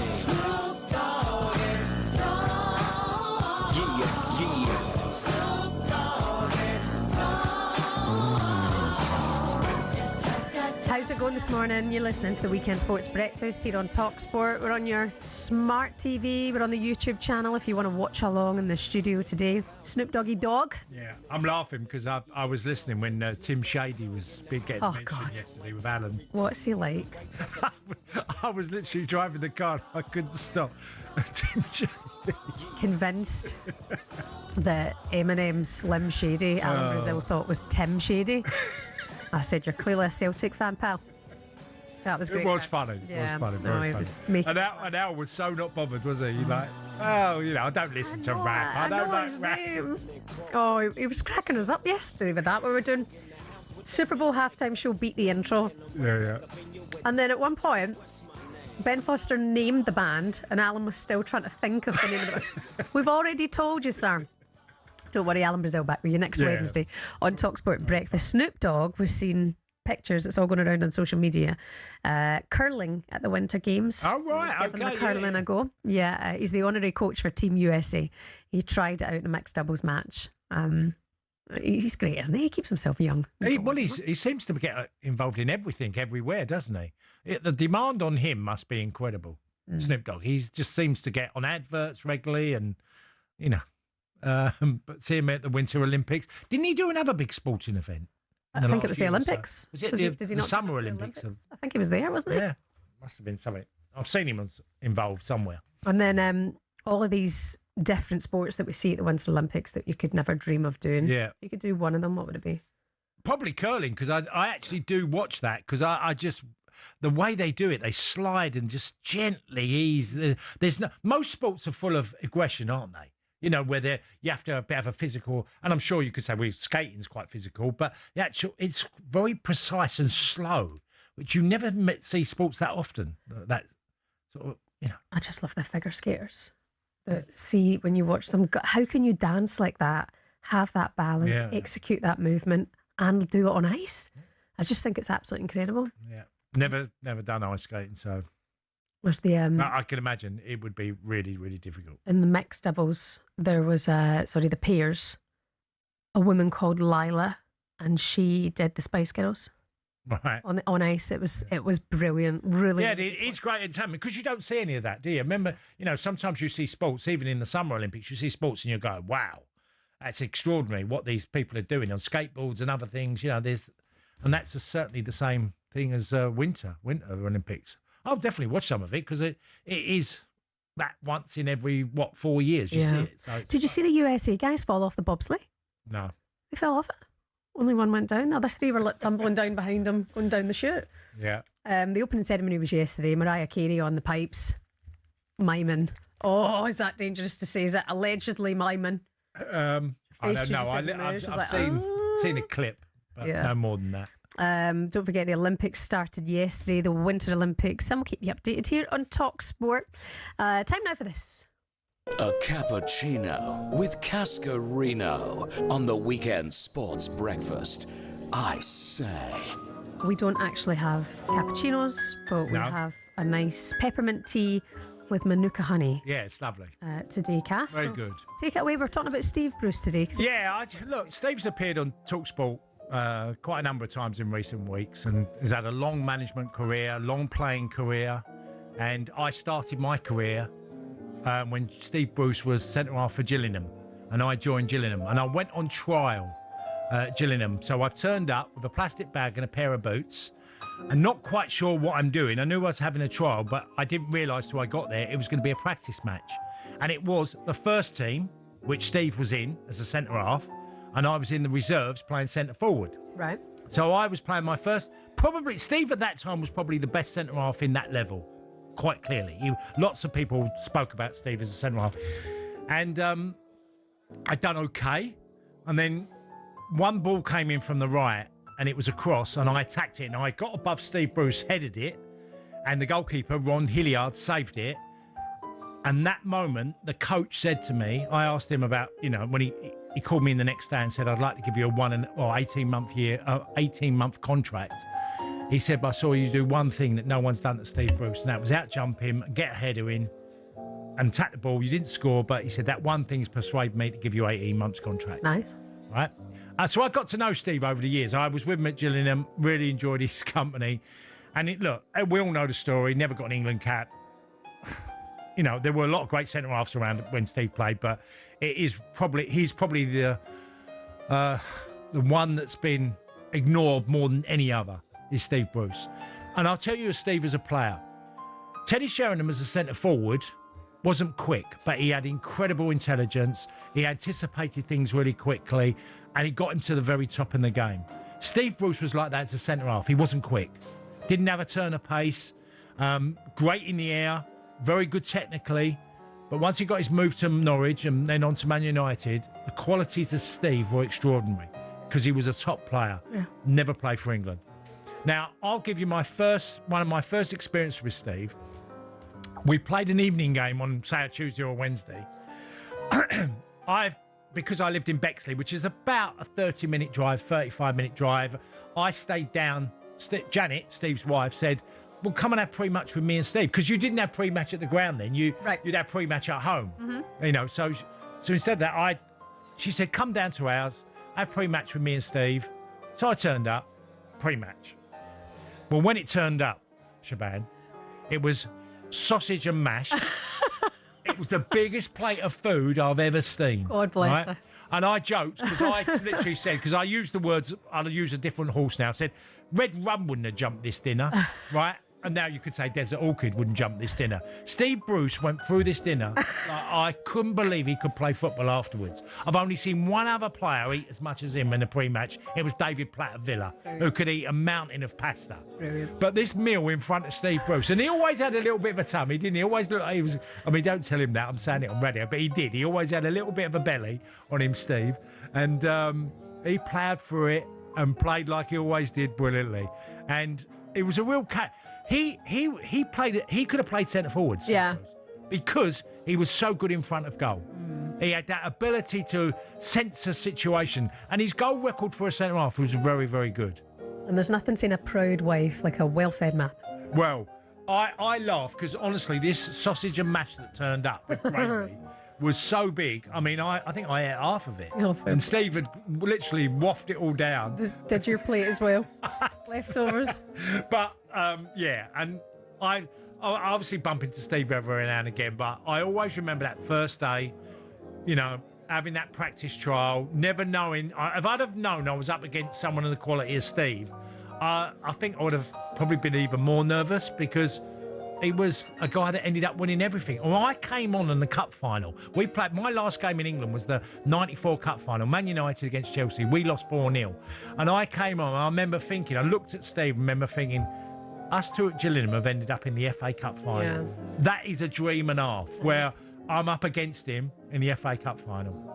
Oh, that's sweet. That's nice. And you're right, he's been in at talkSPORT this week. Nice to hear that story. Yeah, and he'll be back on again. Absolutely. He seems to be enjoying it. Bring us the sausage and by the way, bangers and mash, please, Steve. Can I just add quickly? He nicknamed me Hobart. My nickname was Hobart, who was the Geordie, the first Geordie in space. There was an advert in Newcastle, and it was for Newcastle Brown Ale. And he used to call me Hobart all the time. So Hobart's just told Stevie Bruce, you know, the listeners out there what Steve was like. Good lad, great lad. No, nice to hear. Cappuccino with Cascarino. Coming up next, we'll get stuck into the Six Nations. Good morning.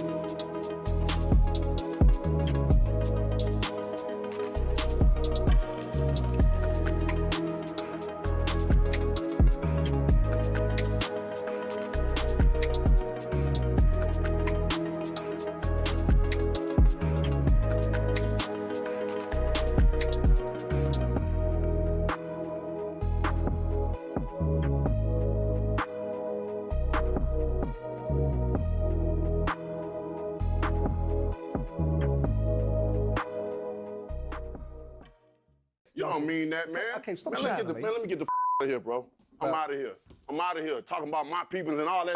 It's hard to believe a black man and a white man. The cheated. Tell him to sue me so I can show the facts early. Because when the documentary and everything that started come out, I'm gonna show everything. Fantastic. I'm gonna get all the people that know and all the people that's in the inside. He got people that in the inside of him that gonna know. I don't about that. I'm not a Fury. I don't about it. I said we didn't want to bring him up in the first place. It ain't got to do with him. Fair enough. The you talking about? And with that, he was out of there. How on earth do you reflect on that? What was he going on about? Well, look, I mean, at the time, I was a little bit embarrassed because I thought the show's coming off the rails and it was a big show and Deontay Wilder's a big name, so I'm sitting there thinking I'm a bit embarrassed by it. Then I thought, he's a bit of a tit. And then I thought, is he on drugs or something, or is this theatrics? And then I just came around to the conclusion that he's not right. He's not well. And all this ayahuasca stuff it's probably worked in reverse. I thought it was supposed to make you calm and zen-like. Listen, I didn't provoke Deontay Wilder by asking him a question that he didn't want to answer. I asked him a question about something he'd said, not something I was trying to engineer into clickbait. He called Tyson Fury a cheat. He's sitting in England. Tyson Fury, in some people's minds, is a legend in boxing. And so you're sitting in England. I thought, not unreasonable. Someone else asked him the question, and he didn't like it.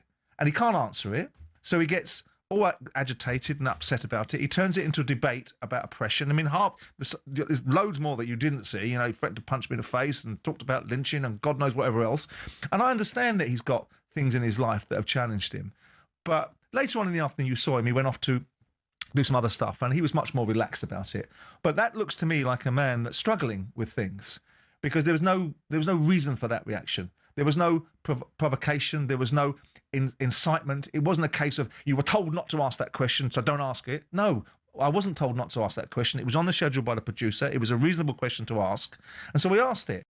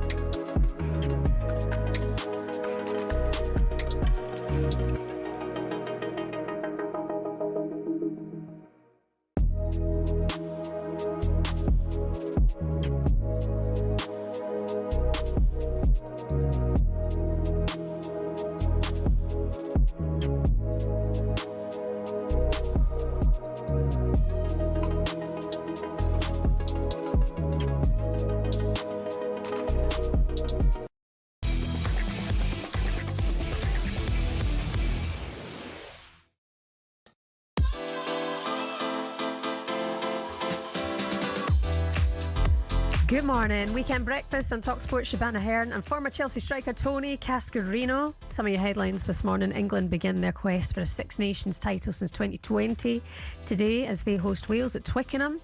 Wales, meanwhile, searching for their first Six Nations victory in almost 3 years. Can you believe that? That's crazy. Kick-off 4:40 this afternoon. Updates from Alfie Reynolds here on talkSPORT from Twickenham.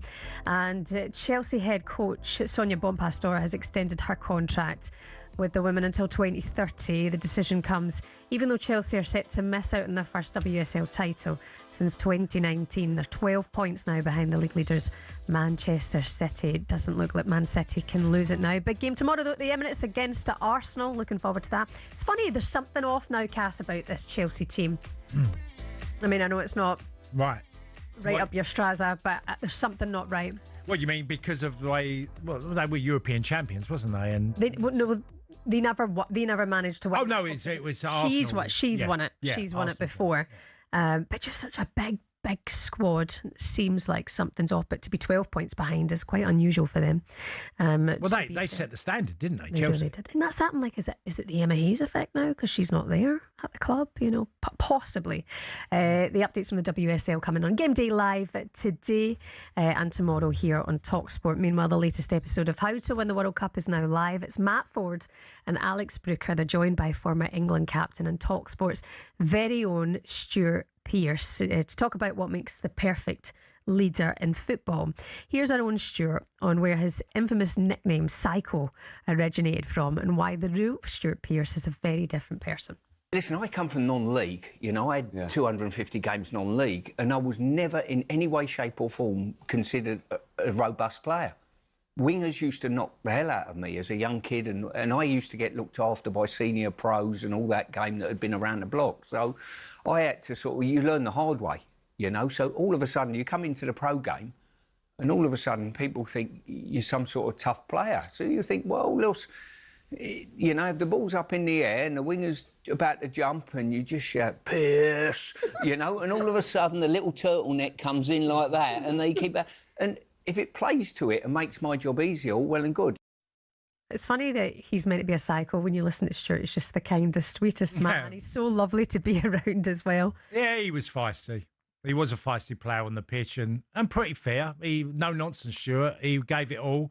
And there is an education you get from non-league. I played non-league. And it is an experience that you basically have to man up pretty quickly. Right. You won't survive in non-league because there's a lot of tough players there.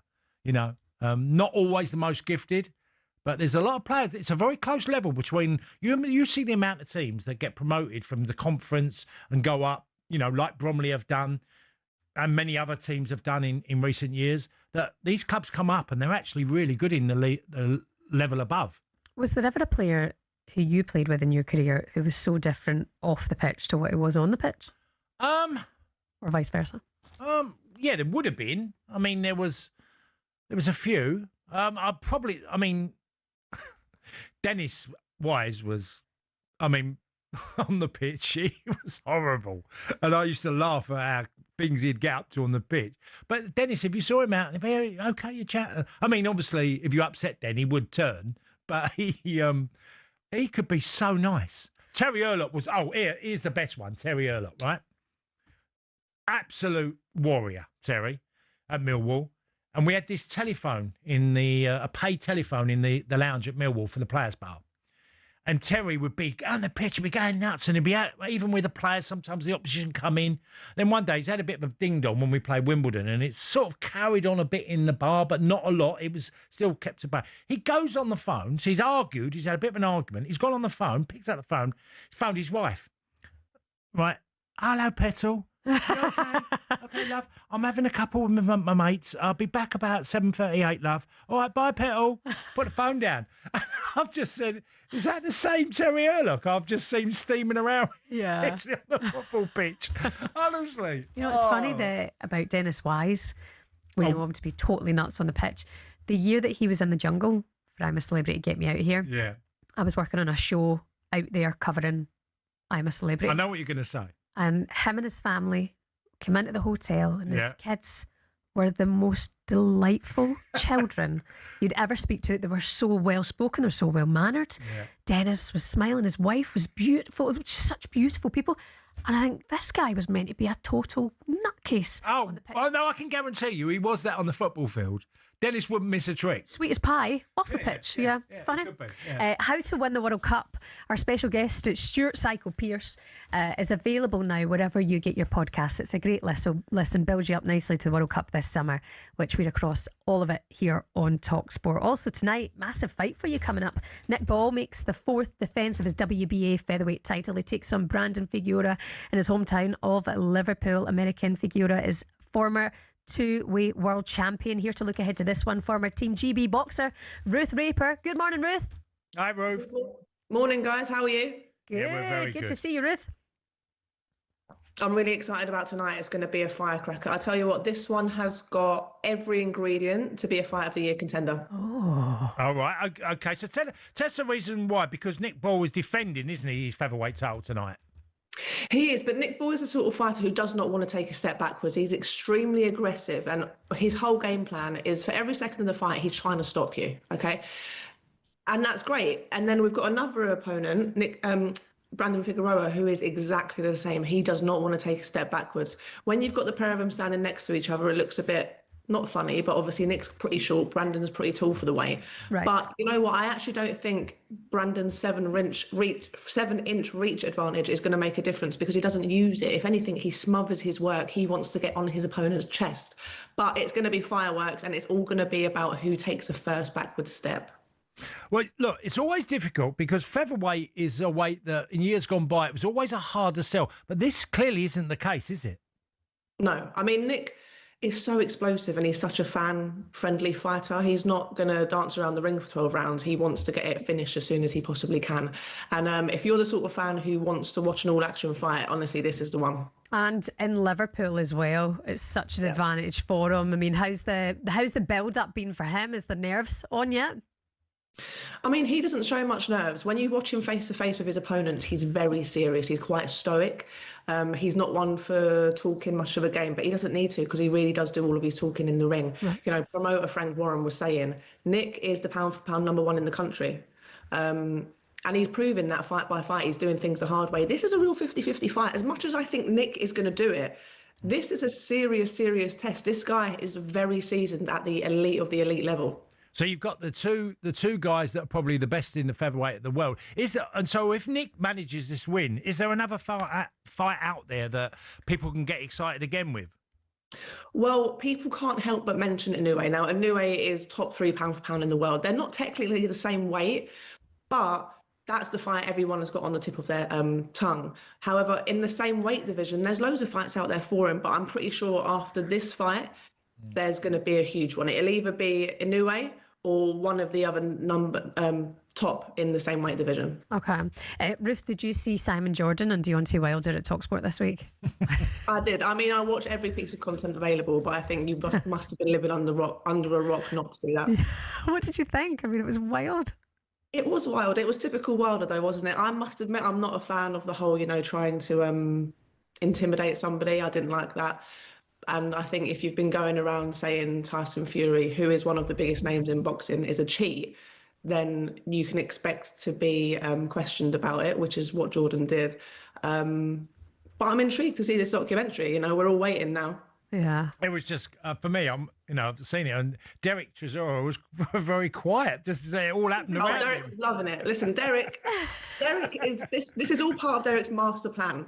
He sat back, he might as well have got a cigar out and thought, yes, this is going to sell my fight beautifully. It was perfect. At one point, he was passing tissues across the desk. He was enjoying it, eating popcorn. Ruth, enjoy tonight. We're looking forward to it as well. Hope it goes well. Thanks for popping on with us.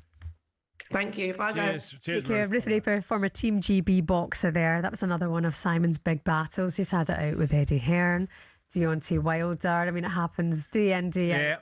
On White and Jordan. It's back on Monday, and if you haven't seen that fight, jump onto the YouTube channel. Deontay Wilder gets up in Simon's grill. Brilliant to watch. He doesn't seem to get afraid of these opponents that he takes on verbally, does he? Yeah. Simon. Yeah. Tonight, by the way, the fight is in Liverpool. Nick Ball defending his WBA featherweight title in his hometown against former 2-weight division world champion Brandon Figueroa. Don't miss DAZN packed fight schedule. Fights every week, including the highly anticipated rematch, Lee Wood versus Josh Warrington. That's the 21st of February. To look forward to that one. Also later that evening, live from Las Vegas, early on the Sunday morning, a high-stakes clash as Ryan Garcia chases his first world title against Mario Barrios for the WBC welterweight world title. You can watch these fights and more with our friends on DAZN. Boxing update on talkSPORT with DAZN, the global home of boxing. Sign up now at dazn.com/boxing. Also tonight here on talkSPORT, fight night across all of the action with our Adam Catterall. You're listening to the Weekend Breakfast here on talkSPORT. Up next, we'll be joined by TikToker Ben Moore. BM talks ball to look ahead to his side. Villa's trip to Bournemouth today.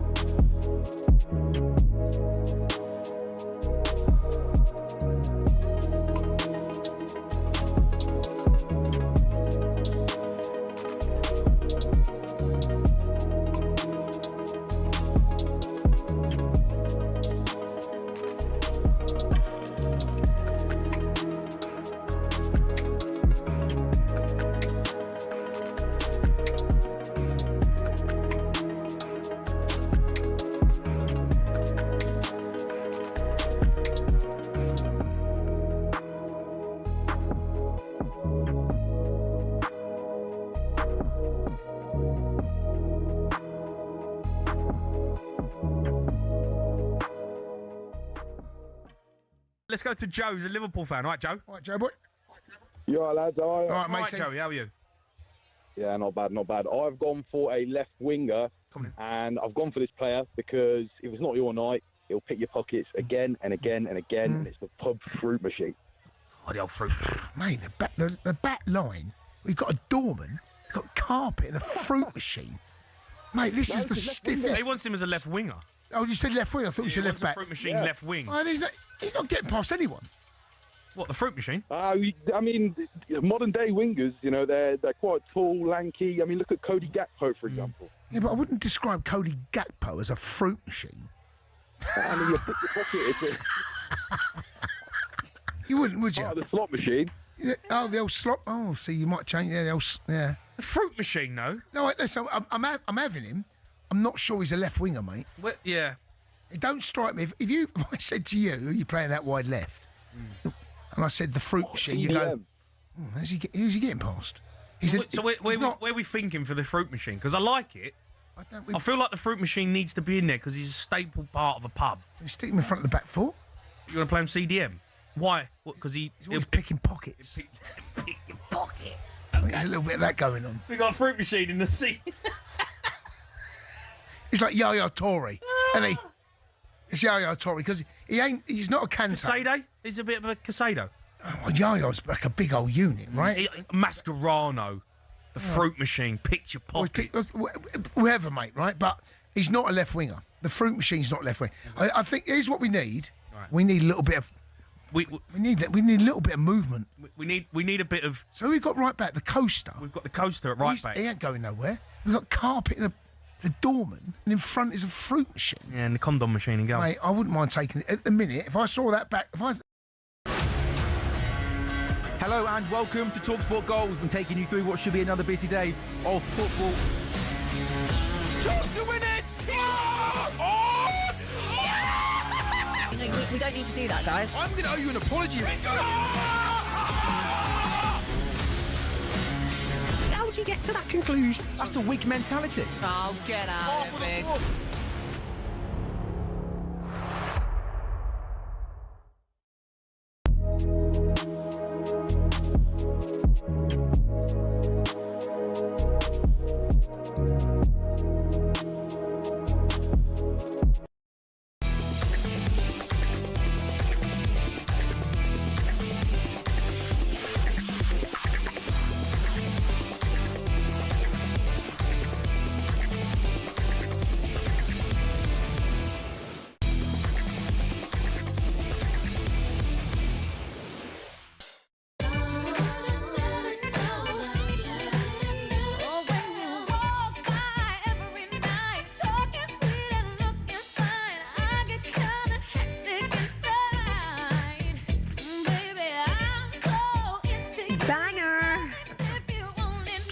It's the weekend breakfast here on talkSPORT. Shebahn Aherne and everyone's fantasy on the radio. Tony Cascarino. I don't know about that.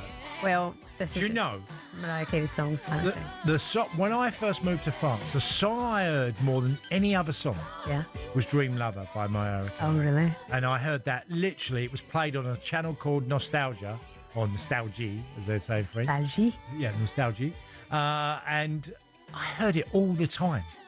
And you know, Mariah Carey's had an amazing career, you know, but she feels different now. I look at her now. I say I just look at her differently. Yeah. Did you see the video of her at the Winter Yeah, Games? I did. Yeah, and she's quite stiff, isn't she? It's a good way of putting it. Yeah, she's not showing much emotion in her singing. I remember watching a documentary or something. She had bought this apartment in New York and it was about $28 million, and it was just like unbelievably ridiculous, all the stuff in it. Yeah. Oh, it's wild. Like, don't look at me in the eye. Yeah. But I'm going to adopt that rule. None of you look at me in the eye, okay? If you think I'm a cow now, it's going to get a hell of a lot worse, okay? Why are you looking at me? I swear to God. Yeah. That's my Mariah Carey approach today. Yeah, the Winter Games stuff's cracking me up, actually. Also, Fulham host Everton in the Premier League, 3 o'clock this afternoon. Here's talkSPORT.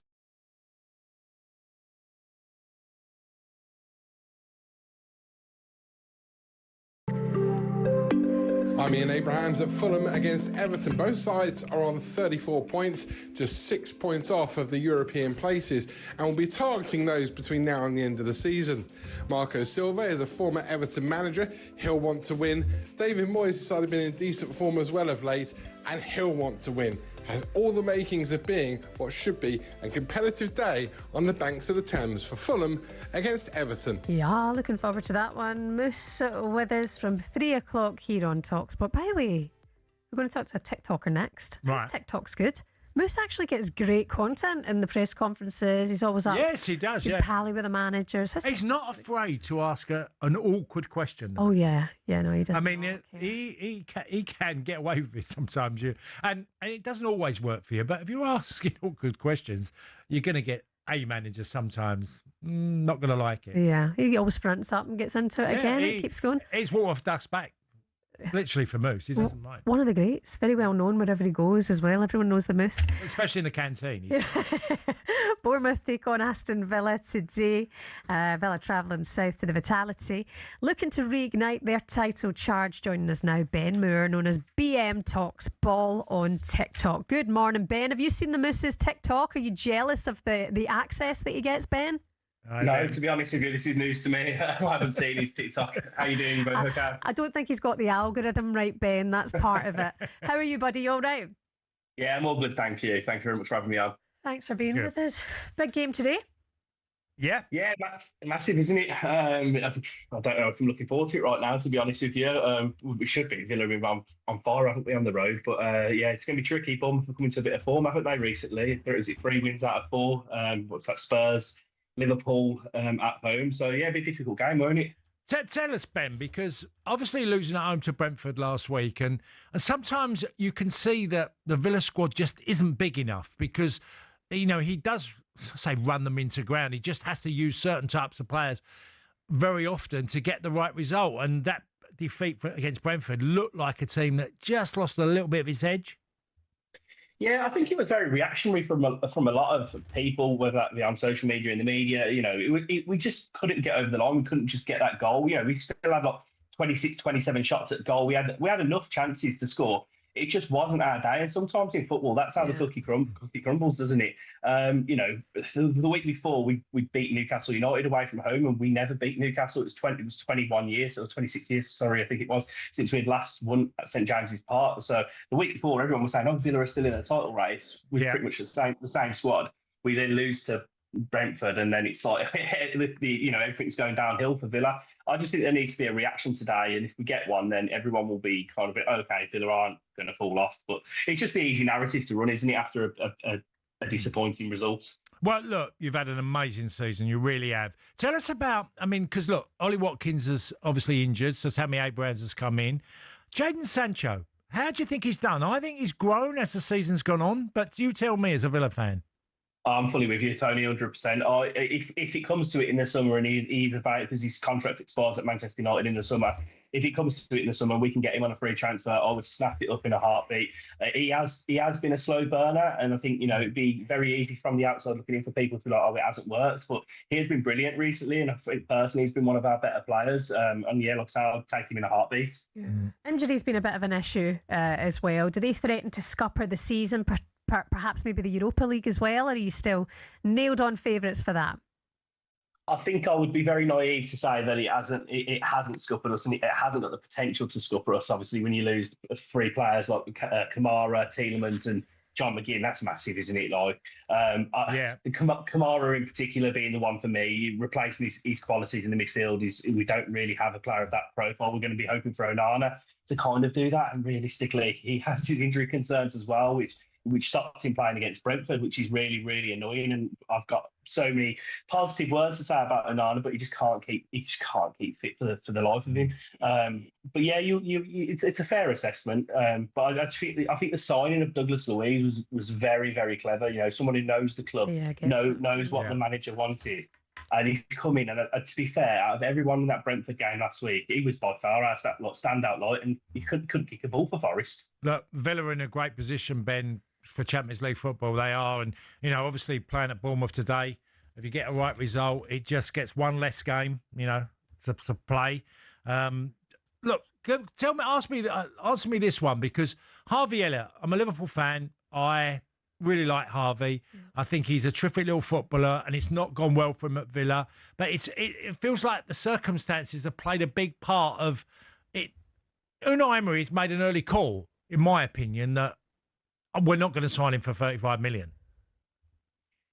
Yeah, I'm really disappointed about the Harvey Elliott situation. I'm a massive fan of him. I loved what he was doing at Liverpool. I loved watching him in the summer for England's under-21s. And I thought when we got him, I thought, wow, we've got a fantastic young lad here. It just hasn't seemed to work for whatever reason that is. And I think it is predominantly financially, to be honest with you, with our situation with PSR.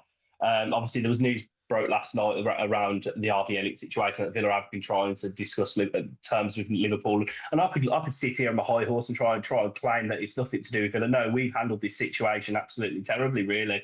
Ultimately, it was our business president, Monchi, who negotiated that deal with Liverpool to get him on that clause for 10 games. And ultimately, we're the ones that committed to that. So to now try and go to Liverpool, why should Liverpool change their mind on that? Yeah, it's a bit of a shame for Harvey Elliott how it's working out. Ben, enjoy the game today. Good luck to the Villa. We'll be thinking of you. Thank you. Cheers, Ben. At BM Talks Football there on TikTok. Bournemouth Villa 3 o'clock. Updates on GameDay Live, as well as Newcastle Brentford at 5:30. It's the weekend breakfast coming up next. We'll look ahead to a huge relegation battle at Turf Moor. You're right, Hen. He's just fallen off his chair.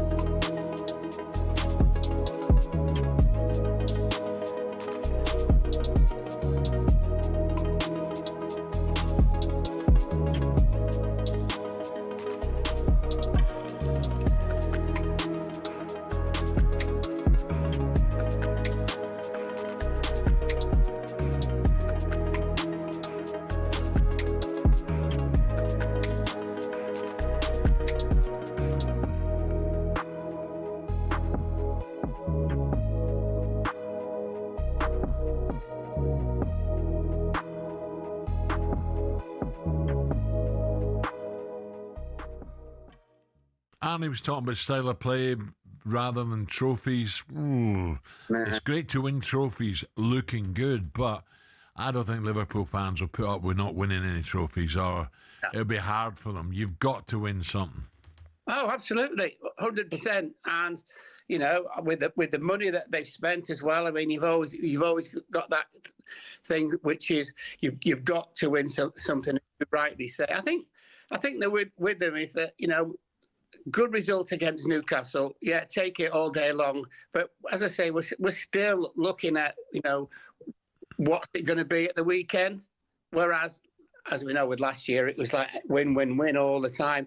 The thing about it as well, they've had lots of injuries, Liverpool. But listen, it happens to everybody, doesn't it? Yeah. Mark, where do you sit with Arne Slot? Obviously, doing really well in the Champions League. Looking to have maybe picked up a bit of form again. Where do you sit on it all? He's one of those who's I think when you see his press conferences and you look at him, I think he talks a bit too much, which probably sounds ridiculous, but it's one. If you have to consider with the previous manager, who was obviously absolutely brilliant, and it's difficult in times to kind of follow him. But we won the league last year, and it's always difficult the next year to win the league again. And he's had that, but he's had lots of injuries. I just feel if you ask the majority of Liverpool supporters, they'll tell you that when he changes it, it doesn't exactly make it any better at the moment. So. There's a lot of talk about the independent football regulator. Some people love the sound of it, others don't.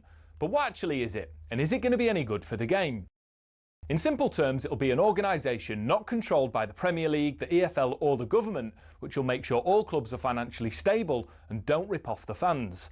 The aim is to make sure what happened to Bury, Derby and Reading doesn't happen again. Now, a significant reason clubs go under is because of dodgy owners financially mismanaging the club and running it into the ground. But in theory, these should be a thing of the past with the new regulator. They'll be able to use data from the National Crime Agency to perform stronger fit and proper persons tests, and can even force owners to give up their stake in a club, which for certain supporters might be a welcome relief. It's likely good news for the EFL. The tension between them and the Premier League over a fair financial deal has been increasing in recent years. As it stands, talks have broken down. The Premier League backed out of recent negotiations, but the regulator will have the power to force through a deal, meaning more money for clubs lower down the pyramid. Now, this might sound simple, but in reality, there's concerns this will open a legal can of worms, which could result in messy court cases involving the Premier League and the regulator. Parachute payments will be brought under the control of the regulator too. If they reduce them, it could mean a wider variety of clubs securing promotion to the top flight, but critics reckon it'll just mean the gap between the Premier League and EFL actually widens, as promoted clubs won't get as much money, which should normally be used to buy better players so they can compete. And current Premier League clubs have said if there were no parachute payments, they'd actually invest less, which would harm the quality of the top flight. And if clubs don't invest, then you'll get exactly what the EFL don't want, which is the same 3 clubs going down every year. And remember when Cardiff's owners changed the club's colours and badge? Well, in future, fans will have to approve any major changes to their club's heritage. Now, that might all sound great, but do we really need it? Some say the downfall of Reading and Bury is an exception, not the rule. So as a whole, the most successful footballing pyramid in world football doesn't need regulation. They say it scares investors who can help grow the game. If those investors go elsewhere, well, the Premier League may no longer be the destination for the best players in the world. And others, well, they just don't trust politicians to appoint truly independent people to regulate our game.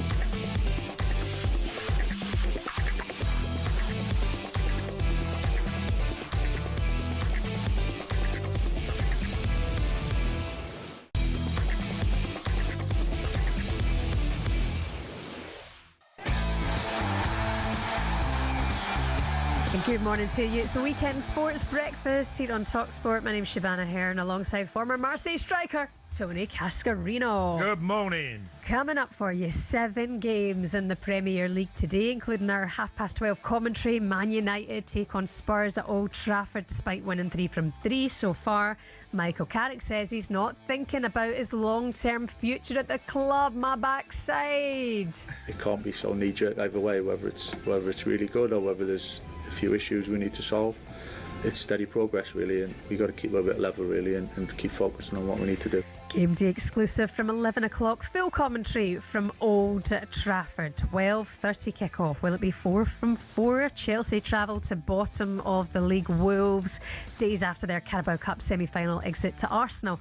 However, Liam Rosenior says their recent results show the players are responding to his message. In the Premier League, we've won 3 out of 3. In 8 games, we've won 6 out of 8. So the players are showing many, many good things in that aspect. Updates and all the action on GameDay Live from 2:30 with Adrian Durham and Aston Villa travel to Bournemouth, looking to bounce back from defeat to Brentford last weekend. Unai Emery says his side must get the season back on track. We were feeling so strong at home and we were getting points, but is something can happen because in Premier League it's very difficult to beat each team, each match. We must keep going. Big day ahead. We've got 6 nations to look forward to as well. Plus, it's Super Bowl weekend. Super Bowl 60 live on talkSPORT for you tomorrow night. It's the Weekend Breakfast here on talkSPORT. Good morning. Will you stay up to watch the Super Bowl tomorrow night? Probably not, no. Brilliant. That's Why? the spirit. I probably won't. A long day. There's a lot of football games tomorrow, and there's with show tomorrow morning as well. I'm not going to lie. I'll probably do the same. Exactly. And then it's a fun. It goes on till like Oh, it's at least 4.5 hours, 5 hours long, isn't it? Wake up for the school run and probably still be on. Now, I'll be finished by then, but across it all here on talkSPORT, the Super Bowl is live for you tomorrow. I'm looking forward to it, seeing this Bad Bunny fella on the halftime show. Also today, 3 o'clock, Burnley host West Ham at Turf Moor in a pivotal Premier League 6-pointer, with the Clarets sitting 11 points from safety still without a league win in 15 matches. That's tough. West Ham are also in the bottom 3, only 5 points better off, with both sides desperate for points to boost survival hopes. For more, we can speak to former West Ham manager, also Newcastle and Leeds, Big Sam Allardyce. Good morning, Sam. How are you? Good morning. Sam. How are you? Hello. Good. Sam, Sam, how are you? Yeah, I'm great, Sam. Good. I keep seeing you on adverts, Sam. You say any cucumbers? Got to keep active, haven't I? Like you have, Sam. And come on, tell us what you think with the Burnley West Ham game, and where West Ham are. This feels like this is a game that you just have to win, because Forest losing last night, the defeat of being 2-0 up at Chelsea, then losing, Sam. It just feels it has to be 3. Well, they had a little breakthrough a couple of weeks ago, didn't they? And which looked like they're getting on the right track. But I mean, this is the old 6-pointer, as they say, against Burnley. I think that if they can't win this one, it looks a little more desperate to me. Because Burnley are not doing well at all, can hardly score a goal. So they need a win desperately. But of course, that brings extra pressure when you're at the bottom. And I think games are ticking away, and they've looked for resolving the situation, the solutions, changing the manager, getting a few players out, a few players in. He's just got to try and find the right blend and keep their best players fit, I think. But this is a big, big game. This is one of the biggest games of the season for them to try and get 3 points, particularly with Forest losing, like you said. And the pressure builds every time West Ham play at home. I think that it builds even more pressure, and I think that they've got to cope with the pressure and deliver the best performance.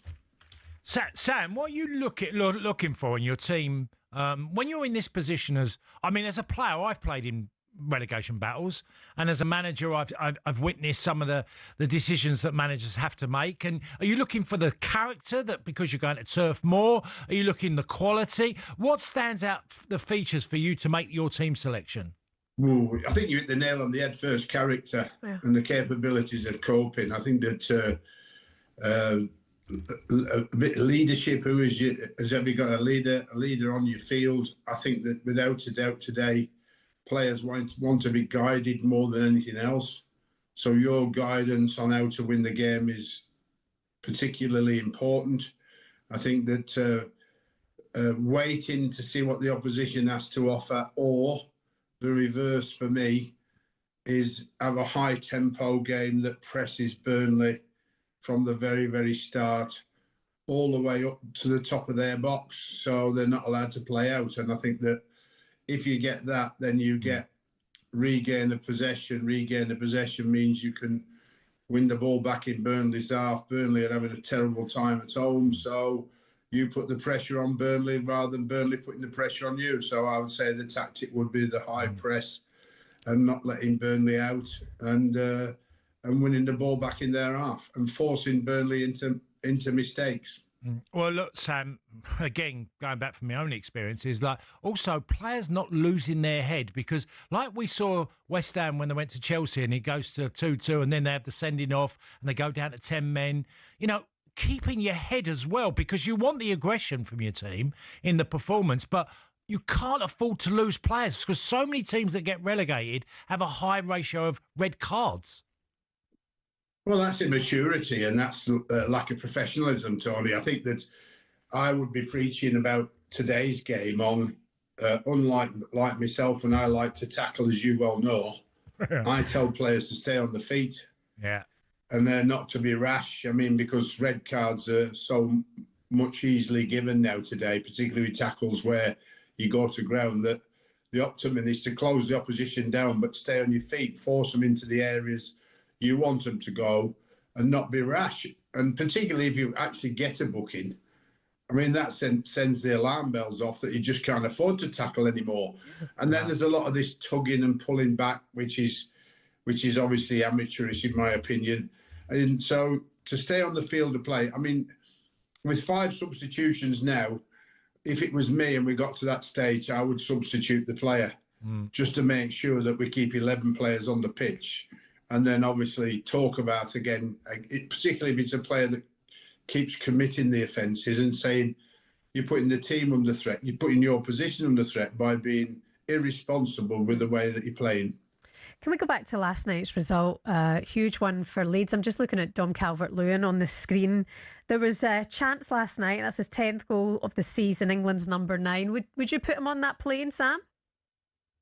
If he stays fit from now till the end of the season, I mean, you know, it's taken him leaving Everton to resurrect his career, hasn't it? I mean, the amount of injuries that he had at Everton after hitting the heights. I mean, I had him when he was 19 and he was particularly good holding the ball up and joining into play. Unfortunately, it was his goal-scoring ratio that wasn't high enough. That changed under Carlo. Then, unfortunately, the injuries it. Now he's got his goal knack back, and I think that if he stays fit from now to the end of the season, there's not a lot of options for England. So he's got every chance of being in the squad. Sam, I want to ask you just briefly, because I saw him being interviewed in the summer, Calvert-Lewin, and he talked about how he changed his life and lots of things, even the car seats, even with his bed. Is this an issue that, you know, you as a manager had to deal with? Sometimes players, because I've heard that different types of cars give different problems for injuries as well. Absolutely. I think that the today's science is there for all to use and see. Depends how much you want to use it and how much a player wants to take note of it. It's even down to the mattresses, Tony. Yeah. I mean, the mattress is the most important thing for a player for his sleep patterns. And so getting the right mattresses for the individuals, not all individuals have the same mattress, of course. You want the support, but you also want the comfort. Yeah. But each mattress is just as important as each chair, particularly chairs in your car. It depends how far players are travelling to get in as well. Because if they're travelling more than an hour, I think that's a long distance for them. An hour there, over an hour there, back. That's wrong. So I do see a lot of players today who live that far away, hire drivers now, which is a little better. But yes, definitely back problems, hamstrings problems come from the back issues, and the more you can prevent it, the better. A word about Newcastle as well, Sam. They've got Brentford at home. I mean, Keith Andrews done brilliantly well there this season, but Newcastle at home, and it's been through a really tricky patch for Eddie. Well, I've even heard the rumours again about him not being there and his job's under pressure. I mean, I find this like unbelievable that yes, they're having a bad time and they're not in the position they would like, but to consider that you're going to change Eddie out. And rumours about can change Eddie, I think it absolutely shows you what a shocking game we're living in today. Like, you mean, given no time. And of course, the pressure will mount on him and he'll accept that pressure. I was listening to his press conference yesterday. And I think that the players, as good as they are, hopefully will come through and start getting the results that they want. But certainly from Newcastle's point of view, after what they've achieved over the last few years, it's very encouraging how they're building. A bit of a blip should be understood by everybody at Newcastle, and I think he'll come through. You've got to bear in mind, Tony, that today's game is restricted by finance. Yeah. And it doesn't matter how rich the Saudis are or how rich the Arabs are or how rich the Americans are, they can't spend the money. No. Which brings huge and massive pressure on a manager like Newcastle's manager, by the fact that they want the top quality players, but they can't get them because they can't pay for it. Yeah. Even though they've got billions and billions of pounds they could put in. And that's why these new rules are particularly destructive to football and will reduce the quality of the Premier League. Yeah, no, it is a shame. Newcastle, Brentford tonight, 5:30. Big Sam, as ever, thank you so much for your time. Have a good day. Yeah, good luck, Sam. All the best. Former West Ham, also Newcastle and Leeds manager Sam Allardyce with us this morning. Coming up, we're going to get the latest odds from Coro, and shortly we'll look ahead to Manchester United versus Spurs with a former United keeper. It's live on talkSPORT, 12:30 today. Good morning.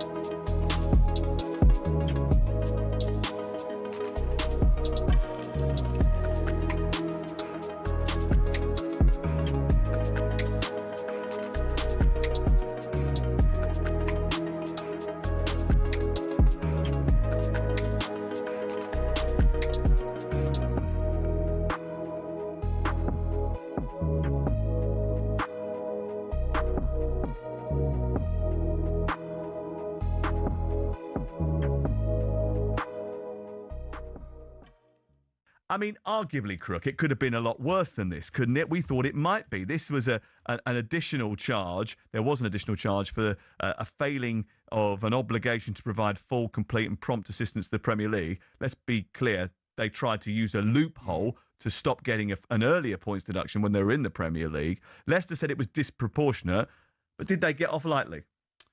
Yes. And I think Leicester as a football club have been punished for trying to wriggle out of things by trying to use, as Simon Jordan described, the sort of black hole where they were neither a Championship or a Premier League club in order to dodge the charges. They've caught up with them in the end. I know the Premier League were pushing for as many as 20 points to be taken off Leicester, which pretty much would have resigned them, I think, to League One football next season. Will they appeal the Premier League that this isn't harsh enough, the punishment? Well, that's an interesting question because I don't think Leicester will appeal, and maybe risk a further point deduction. I think they should feel they got off lightly.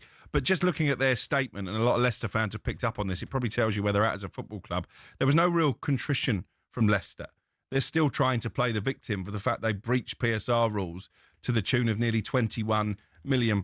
They've brought a lot of this on themselves. They've made bad decision after bad decision. They've hired and fired managers with too much regularity. They've sold players but replaced them with players who aren't up to standard. And that's why we're now in a situation whereby on the 10-year anniversary of Leicester winning... Hello and welcome to talkSPORT Goals. We're taking you through what should be another busy day of football. Chance to win it! We don't need to do that, guys. I'm going to owe you an apology. How would you get to that conclusion? That's a weak mentality. Oh, get out of it.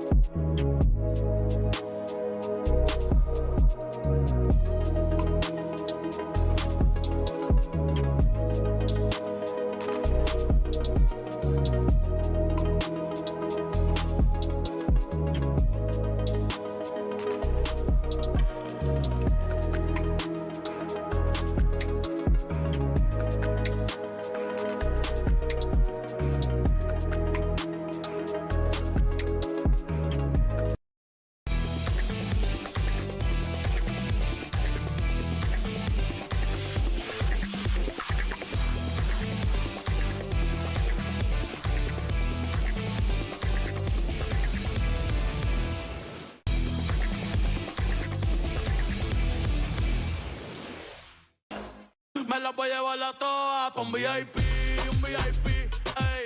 Saluden a Titi, vamos a tirarnos un selfie. 6 chis, ey. Que sonrían las que ya le en un VIP, ey. Saluden a Titi, vamos a tirarnos un selfie.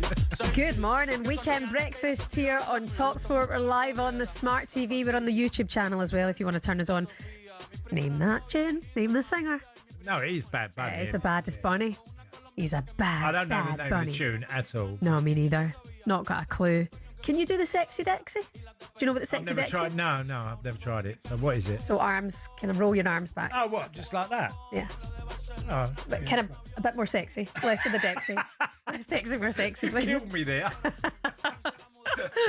We're building up to Super Bowl 60. It is live for you here on talkSPORT tomorrow night. The Seahawks.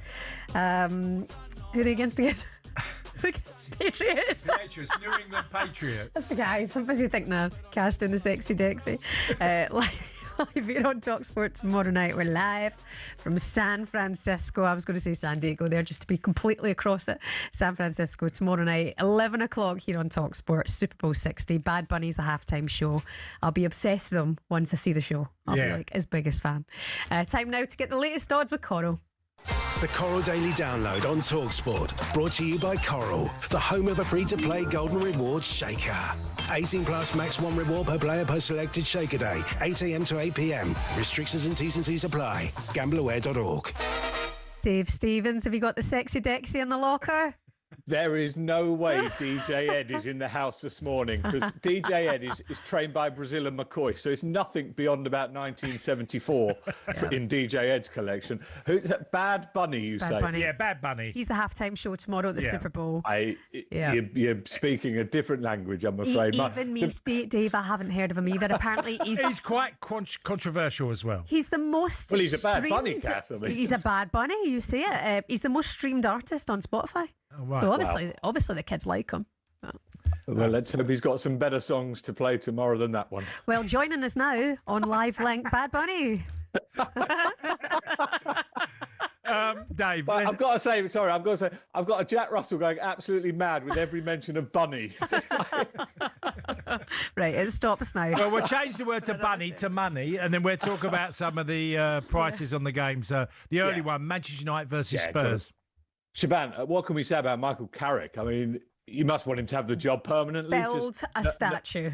No messing around. It's not just that he's won the games. It's who they've beaten. Obviously, Arsenal and Manchester City and Fulham, who are never an easy side to beat. Odds on 4-7 for another 3 points today. 130 Tottenham in a bit of trouble, down in 14th place. Thomas Frank, 16-5 the draw. But yeah, Shebahn, I look at this and I find it very hard to see anything other than a home win. Do you share my confidence? Yeah, absolutely. There was something about the Fulham game, though, where I felt that Fulham wanted it more, and fair play, United got the job done, and that was the main thing. Today, I think Spurs, it's a team they're going to want to rip apart after what happened in the Europa League final not so long ago. So I'm hoping it's going to be 4 from 4 today. I don't see it being anything other than a win for Manchester United. Touch wood, please. That was fighting talk, Cats. Rip apart. Yes. Smash them to pieces, please. Shaban's been on fighting form walls. That Bunny's got her fired up there. I nearly said farting form. Farting form. Let's talk about the rest of the games because there's Arsenal taking on Sunderland. That's a 3 o'clock kickoff today, and many other games and some later games as well. Yeah, this Arsenal-Sunderland game is fascinating. When I spoke to the midweek guys earlier in the week, Thursday, Sunderland were 11-1 and Arsenal were 4-1 on. The market has really come for Sunderland. They're now 7.5-1 from that 11-1. Arsenal 1-3 from 1-4. Look, they're still long odds on Arsenal, so they should be. They'll feel they owe Sunderland one because they could only get a draw in this reverse fixture. 9-2 the draw. Sunderland having an amazing season, but this Arsenal side, they're just rolling on. City, Villa aren't really putting the pressure on them. Again, look, they're going to be very popular, Arsenal. Huge game down the bottom, Burnley, West Ham. I mean, Cass, is it already too late for Burnley? Is this not even must win? Is that 2-1 to win? But are they doomed already down the bottom? 11 points with 14 games to go. So they've got to get European form, David, to stay up. And I mean, probably Champions League form. That's the only way they stay up. Bridging an 11-point gap, and if they go today and they lose, they're obviously gone. But I think they're already nearly there. It's going to prove a really hard task for them to get back out of relegation trouble. Yeah, and West Ham themselves, I mean, are in it. They are favourites 13-10, but you're looking around and, it was a bad result, obviously, for Nottingham Forest last night. West Ham really do need to capitalise and sort of stay on Forest coattails. Yeah. Dave, quick look at the Six Nations and also racing in Newbury today, please. So much going on, obviously, huge sporting weekend. I mean, how good were France the other night? Frightening if you're the opposition. We gave Ireland a 14-point start, and I thought it might be close. It wasn't. It was all over at half-time. Chance for Scotland to get off to a winning start. They go to Rome, of course. But the Italians aren't the sort of traditional wooden spooners that they were for many years. A 9-point start, though, for the home side. Scotland giving away 9 points, even money. England, Wales, on paper, should be straightforward. 28-point start for Wales, even money. England giving it away. But France are now 2-5 to win this Six Nations after that incredible performance.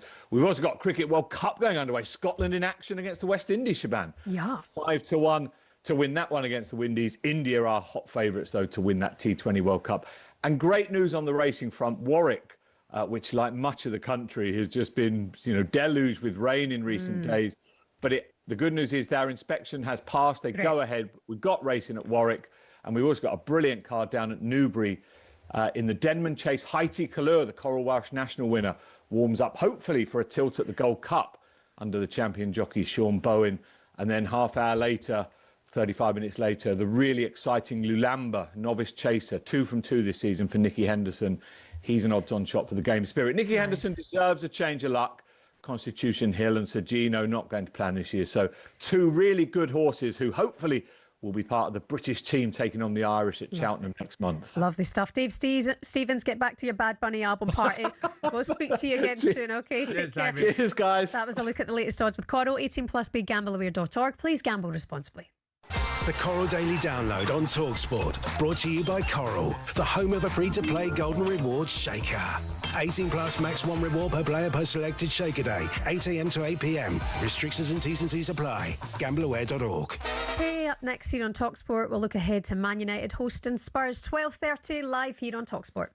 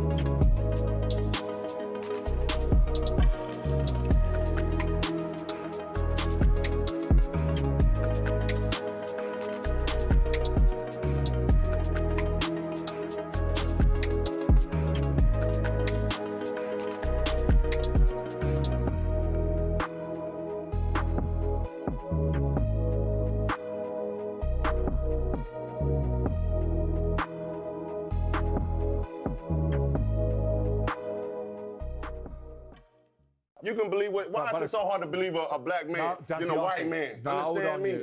Why is it so hard to believe a black man in a white man? Why you don't believe it? Why is it? Let me ask you a question. Yeah, go on. So we can go there. First and foremost, it's got nothing to do with colour. No, it does. This whole country got some. This whole world got something to do with race. You think you got? You think you pan out? You think you have a? You think you had a great life? You think your life has been like mine? How is Derek Chisora then, out of curiosity, given he's a black man, a national treasure in this country then? It's not about colour.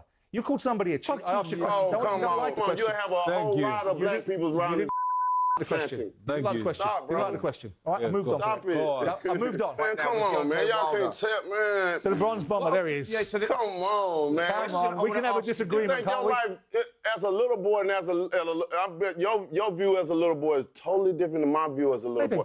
Most black people, why we so into it with each other, because we have PTSD. We done been through so much so much you wanted to move on, right? Come on, man. It's hard to move on when you don't know the truth, and that's when I come in and try to give you a vision, a little insight of what we go through as black people, man. I got it. You know, you don't get it. Well, okay. None of y'all get it. Where do you want me to go? Y'all don't get it. And that's the problem. You think you get what you don't understand. Okay. Why is it so hard? Pull it back into the fight. Let's talk about the fight. It's hard to put it back. I'm from the South. You understand? Come on, let's pull it back into the fight. It's hard when y'all don't understand. I get it. Another situation. I said I didn't want to talk about the situation. Now you got me riled up. Fair enough. Wilder's back. I feel. You understand me? You don't mean that, man. Okay, stop man, let me get the out of here, bro. I'm out of here. I'm out of here. Talking about my peoples and all that. It's hard to believe a black man in a white man.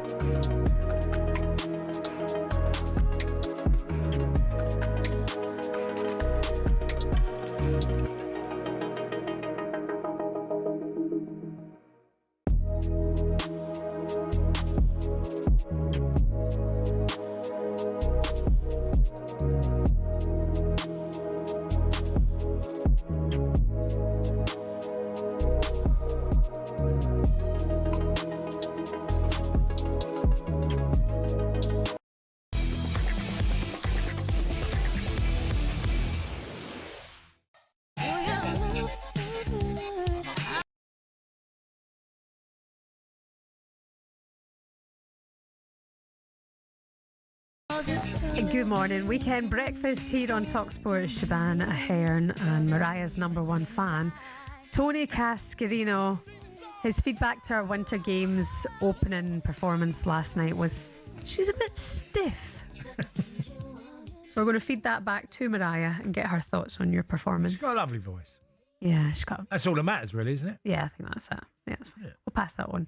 Bit stiff though. Here's what's coming up in talkSPORT today. After us, Max Rushton and Charlie Baker bringing you the warm-up from 9 o'clock this morning. 11 o'clock, exclusive live commentary from the Premier League. Manchester United host Spurs. Kick-off is at 12:30. And then Game Day live from 2:30 with Adrian Durham. All the goals from the Premier League and beyond as they happen. We've got reporters all over the gaff with all the updates from all the games. And then the Game Day phone-in is 5:30. Jamie O'Hara and Jason Cundy winding up the nation as usual. Rory Jennings at 7:30. And then live boxing for you at 9 o'clock tonight on talkSPORT. Nick Ball in Liverpool taking on Brandon Figueroa on Fight Night Live. There's the undercard as well. That's over on talkSPORT 2 from 7 o'clock. Another big day coming up. Six Nations updates as well from Twickenham as England take on Wales. Stay across it all on the talkSPORT app. 3 o'clock kickoffs today. You've got a number of them: Bournemouth, Villa, Arsenal, Sunderland, Burnley, West Ham, Fulham, Everton, Wolves, Chelsea. 5:30. Of course, it's Newcastle, Brentford, and the early one today on talkSPORT is at 12:30. It's going to be live for you here. We're going to be speaking to Mark Bosnich just a little bit later on in the show. You mentioned earlier on about the whole Carrick situation. It wouldn't be knee-jerk. Carrick said that he's not thinking about the long-term future of the club yet, but if it's another win today, which with Spurs' current situation, it's possible, it's a win for Man United, you'd give him the job. Well, I wouldn't give him it yet. I would say it's going really well. He's made a lot of difference. You know, if you want to take some certain individuals that have come in, obviously Brian and Burmo playing down the middle, then he's moved, obviously, Fernandes. I think the Sesko has come on from the bench of late and got the winner against Fulham. He got a brace against, I think it was Burnley, and he scored against Brighton in the last 4 games. You know, he's done that coming off the bench. You could look at Mainu coming back into the team. He's done more, and like I said earlier, in the last 3 games than I saw for a long time. Yeah. At Old Trafford, where Amorim had a long time at the job and never got this amount of wins, back one after another, back-to-back wins. So I certainly wouldn't rule him out, and I don't think it's a knee-jerk. Michael Carrick's managed before. It's not like he's a rookie and never done the job. He's managed before, but at Middlesbrough, you know, he's a very capable guy. You can tell that by how quickly he's done things. Does he have to still earn the right to be a manager at Manchester United? Yes. And that means if he gets to the end of the season, he gets to win the Champions League and he achieves that, I would absolutely say, fair play to him. He's got the stripes. He's deserved the right to manage Manchester United. And like I said, Shebahn, you wouldn't have to persuade him with a long-term contract. You could say a 2-year deal or 1 year with a 1-year option. Yeah. He'd jump at the opportunity. Yeah, 12:30 here on talkSPORT. United face the Spurs in the Premier League. It's time now for this. Cascarino yes or Cascarino no? On the Weekend Sports Breakfast on talkSPORT. What? Yeah, the burning issues of the day put to Tony Cascarino. We'll get a Cascarino yes, Cascarino no. James Milner, all over the newspapers today, is due to match the all-time Premier League appearance record. Of course, Brighton play Palace tomorrow, 2 o'clock on Drive earlier this week. Andy Goldstein and Darren Bent had their say on which players have earned the Premier League icon status. Because I would look at someone like Suarez and go, he was unbelievable. Liverpool, okay. Some Liverpool fans would probably go, yes, he is. Would you put George Weah into icon or nothing? Nothing. What's Ginola? Nothing. Icon, probably. He's not legend. He's not? No. Okay. I mentioned this earlier. Morton Gamps Pedersen. Icon. Okay. I mentioned this earlier. Mm-hmm. Phil Neville. Right, 5 or 6, I haven't got it in front of me. 5 or 6 Premier League titles. 1, of course, Champions League. I think he is a legend. Okay, Jamie Carragher. He's a legend. Premier League legend. I don't think he's a legend. He is, mate. He's not in the top 3 defenders Liverpool have ever had. He was Rio Ferdinand, legend. Yeah, but you talk about the best. That's what I'm saying. Rio Ferdinand, legend. Yeah. Great player. Yeah. You're putting Carragher in that category. But there's tiers, isn't there? Well, I don't think there is tiers for legend. Legend or no legend? No, but okay, you're on the same. He's black and white. Yeah, he's a legend. I'm confused. Are we doing so icon or legends? And is it the same thing? It's not the same thing. Well, legend. Does this mean? So what? As an icon, an iconic player that's come in in the 2-year period, done extremely well, and then left the football club. Yeah. Yeboah, that was at Leeds. Was he an icon? Or was iconic in some sort of way? Yeah, instead of being iconic. A legend to me is someone who's won a lot and stayed a lot. Yeah. So James Milner becomes a Premier League legend. Yeah, because of the time. Absolutely, he becomes a. To play as much football as he has for so many different clubs, whether it's Villa, Newcastle, Leeds, Liverpool, Brighton. He's absolutely a legend in the game. Yeah, absolutely. And also how he set the standard for himself and reached that level. And it's a lot of people should. We're looking at someone to look up to. You would look at James Milner and say he's made the absolute most out of his career. 653 appearances will be the record, James Milner. Brighton play tomorrow. I hope he at least gets 10 minutes. Joint record it'll be, but I hope he gets a good few minutes under his belt for that one. Thomas Frank Spurs travel to Old Trafford in today's lunchtime kick-off here on talkSPORT. Despite being 14th in the league table, Sheffield United defender Ben Mee thinks Frank is the right man for the job. I think he's got all the tools to handle it well. I think he has handled it well. Obviously, the results haven't gone so well at the minute, but I think he, looking at the game on Sunday against City, the players are still working really hard for him. Second half, especially, you can see they're still running for him. You kind of look at that as signs of, they're still with him at the minute. Obviously, like you say, the club is a lot bigger than Brentford at this moment in time, and there's a lot more scrutiny on him, and he will be. Tested with all those things, but he's a fantastic manager. I've got a lot of time for him. Really enjoy my time with him, and I fully expect him to do well moving forward and stepping on. I think, like I say, results haven't gone to plan at the minute, but I think he. Is it just a case of Spurs is a different beast to Brentford, Castor? Well, you're dealing not with the man. You're dealing with players mostly.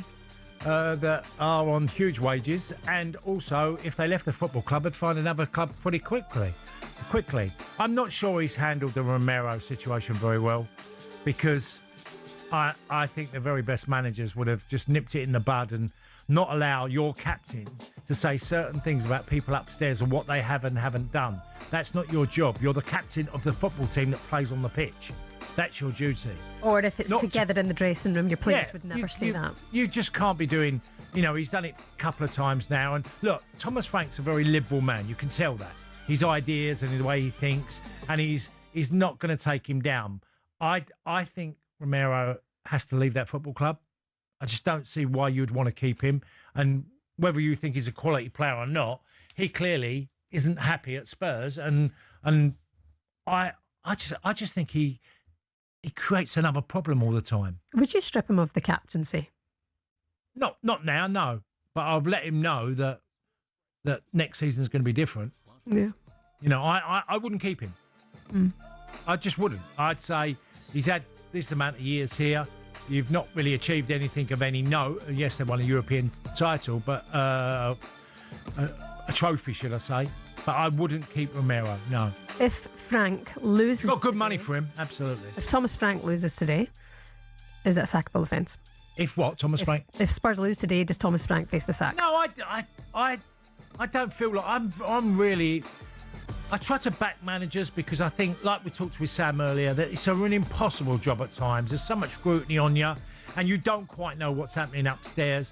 I think they won't go down. They won't go down. But he's going to have to win over the faithful, that's for sure. Yeah. And that's between now and the end of the season. His job will come into question at the end of the season more than now, because they're going to look back over the whole year and just go, this, and this. Has it improved much? Or do they see a grain of light? Just seeing the light at the end of that tunnel where you think, we're improving. We're getting better. It's been slow and it's been hard. And I think that's what he's got to prove to the fans and the club. The production staff are having the banter outside in the office with this one, but it's a very serious subject, Cass. It's been announced that a noisy cockerel has been threatened with an ASBO for causing too much bother to neighbours by crowing repeatedly before 8 o'clock in the morning. That's not bad. Would you give an asbo to a cockerel, and would you complain about it if it was going off at 8 o'clock? Well, if it was really loud and very often, I think, yeah, I would complain. Because, you know, it is quite annoying. But, I don't know, it depends how bad it is. Is it doing it every day at 8 o'clock for how long? And, you know, it's like having a dog next door, and the dog keeps barking and barking and barking. You end up... Barking dogs. I think they're up there now on my list of pet hates. Literally. I just can't stand a constant barking dog. I'm like, shut up. A pet hate, and then you went and bought a dog? Yeah, but touch wood. Can you not train them to not bark? Well, yeah, of course you can. Right, so do that then. Shut up! Your dog's just standing there barking at everyone. Shut up. No, the barking dog one is one that, you know... Goes through you? That's well, yeah, because it can literally ruin your life. There's people that listen who've had a next-door neighbour that's, or whatever, an animal that's just making so much noise. Yeah. We had a Pomeranian, bless him. He wasn't the best looking. He got a mouth infection, had to get all his teeth out. His tongue just hung out his mouth. And he thought he was Billy Big Time. Used to charge up and down the streets, height of nothing. Nipping away at everything. Who's that, you? Good one. You're listening to the Weekend Breakfast here on talkSPORT. Coming up next, Mark Bosnich is here to look ahead to Man United Spurs.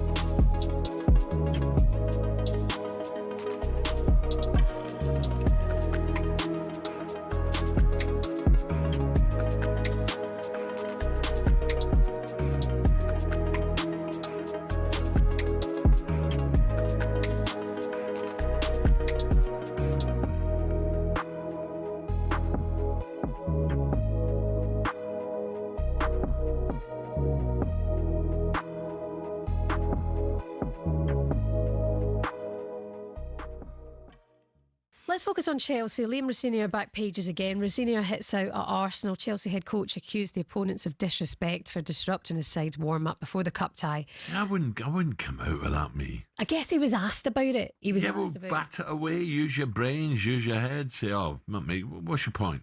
You saying that costs the game? Nah. He got a bit excited, didn't he? Really, you saw if you've watched the video, I'd love to see how far onto their side of the pitch they were, because they didn't pan round, did they? They just showed him giving a bit to somebody. You didn't see who it was at. You didn't see how far they were into there. If they're right in their half and they're constantly doing it, then I get it. I understand it, but still, it's just calm it down. Rosenior mentioned that it could be mind games, though. Do you believe that the Arsenal players were creeping into that half to get in their heads, or was it just a genuine? They've done the job either way. They've got in their head either way. Well, now he's talking about it. Yeah, exactly. Shebahn, I don't know. Arsenal were favourites to win that game for me. Why would you? Nah. Maybe you might say, look, you know the rules, stay in your own half. But nah, I don't. I think we're looking at a big problem here that's not a problem. Yeah, I don't think they need to resort to doing that, Arsenal. Yeah, he said in the interview, I've never asked my team to approach on the opposition's territory. I didn't think it was right.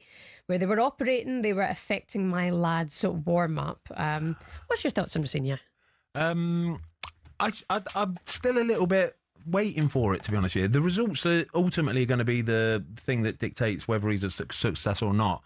Some of the things he comes out and says, obviously the world that we live in now, social media, they're so quick to make memes up, honestly, Alan. I don't know if you're on Twitter, Instagram, any of this kind of stuff. A little, but not really. It's brutal, honestly. It's a brutal place to be at times. They are so quick at making these memes up, David Brent and all that. And that, I think, subconsciously seeps into people's minds and it makes their mind up for them. But yeah, I think, like I say, it's just going to be down to results. It is simple as that. And you've got to be able to laugh that off. Hello and welcome to talkSPORT Goals. We've been taking you through what should be another busy day of football. Chance to win it! We don't need to do that, guys. I'm going to owe you an apology. How would you get to that conclusion? That's a weak mentality. Oh, get out of it.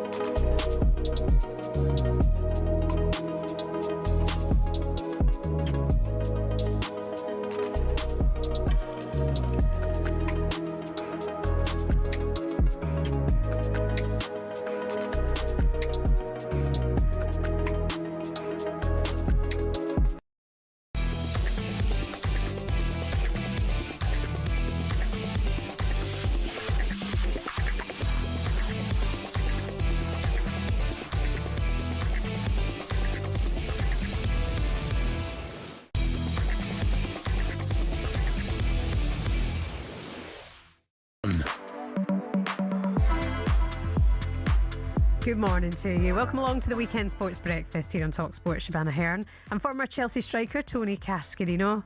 Oh no, you can't go for a barking dog, people. Why? Well, Jonathan's been in touch. Shebahn, a dog barking is a dog talking. You're basically barking for a living. Shut up, Jonathan. Shut up. No, there is, honestly, if you live next door, and many people have experienced this, that a dog is just relentless barking. You know, it's draining. Yeah. It is. I agree. Would you rather a neighbour playing loud music or a neighbour with a barking dog? Loud music, because I could ask the neighbours, like you could ask them to quieten their dog down, but the dog's not going to listen, is he? It's not going to do it, yeah. Where hopefully the neighbour would listen to say, please, could you turn that down a bit? What if they set the dog on you? Then I'd set a Komodo dragon on them, I don't know. Yeah, of course. Your headlines this morning: England host Wales at Twickenham in their Six Nations opener. Wales are looking to end a 3-year run without a win in the competition. Alfie Reynolds, talkSPORT's hard man, is going to be at Twickenham for us today with all of the updates for England, who are the favourites this time against Wales. Alex Oxlade-Chamberlain aims to get as fit as possible and as quickly as possible as he prepares to join Celtic, according to manager Martin O'Neill. I like the idea of this. I mean, he's a good pro, Alex Oxlade-Chamberlain. What is he now? Is he 30? He's 32, I Is he believe. 32? Yeah. I mean, look, he had a terrific career, and he had a lot of injuries at Liverpool. A lot of games that he had one serious injury, didn't he? I think he done his ACL as well, but then he had lots of niggles, and that's the consequence of a really bad injury. But for periods, done a really good job. I think that'd be a good move for him. I mean, personally, he wanted. Well, it's that full fitness thing, isn't it? If you can get a player back to his full fitness, can he do a job for you? You know, and if he can, then managers know that also it's a short-term contract. It's going to be on appearances, and you know, it's going to be all set for Celtic to somehow say, look, if we give him an opportunity, can he still perform for us? Yeah, fingers crossed. Do you still see Hearts winning the league? Well, it was a bad result last week, wasn't it, for them? No, I do think one of the majors will get it, and I probably think still Celtic. But who am I to say? Because I don't see enough of Scottish football. But what I do know is Celtic should be the winners because of the amount of quality players they've had compared to everybody else. Yeah, Scottish Cup for Celtic today against Dundee. Good luck. The updates will be on GameDay Live with Adrian Durham from 2:30 here on talkSPORT. Also, Manchester United, 12:30 today. They host Spurs at Old Trafford.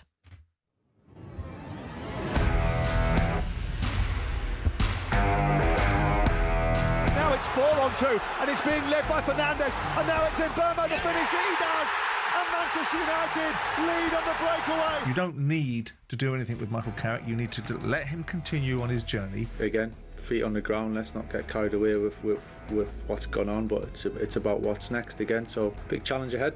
But we're looking forward to it. Well, there were cheers at half-time, there were cheers at full-time, and a standing ovation for these Tottenham players, because from 2-0 down at the break, it's finished Spurs 2, Manchester City 2. That sums Tottenham up for me. First half, not the races, and then the second half, they put in a level of performance that even their fans must be scratching their heads saying, where has that come from? The ambition is that we want to do very well and carry on with the good performances and beat Man United in 2 days' time.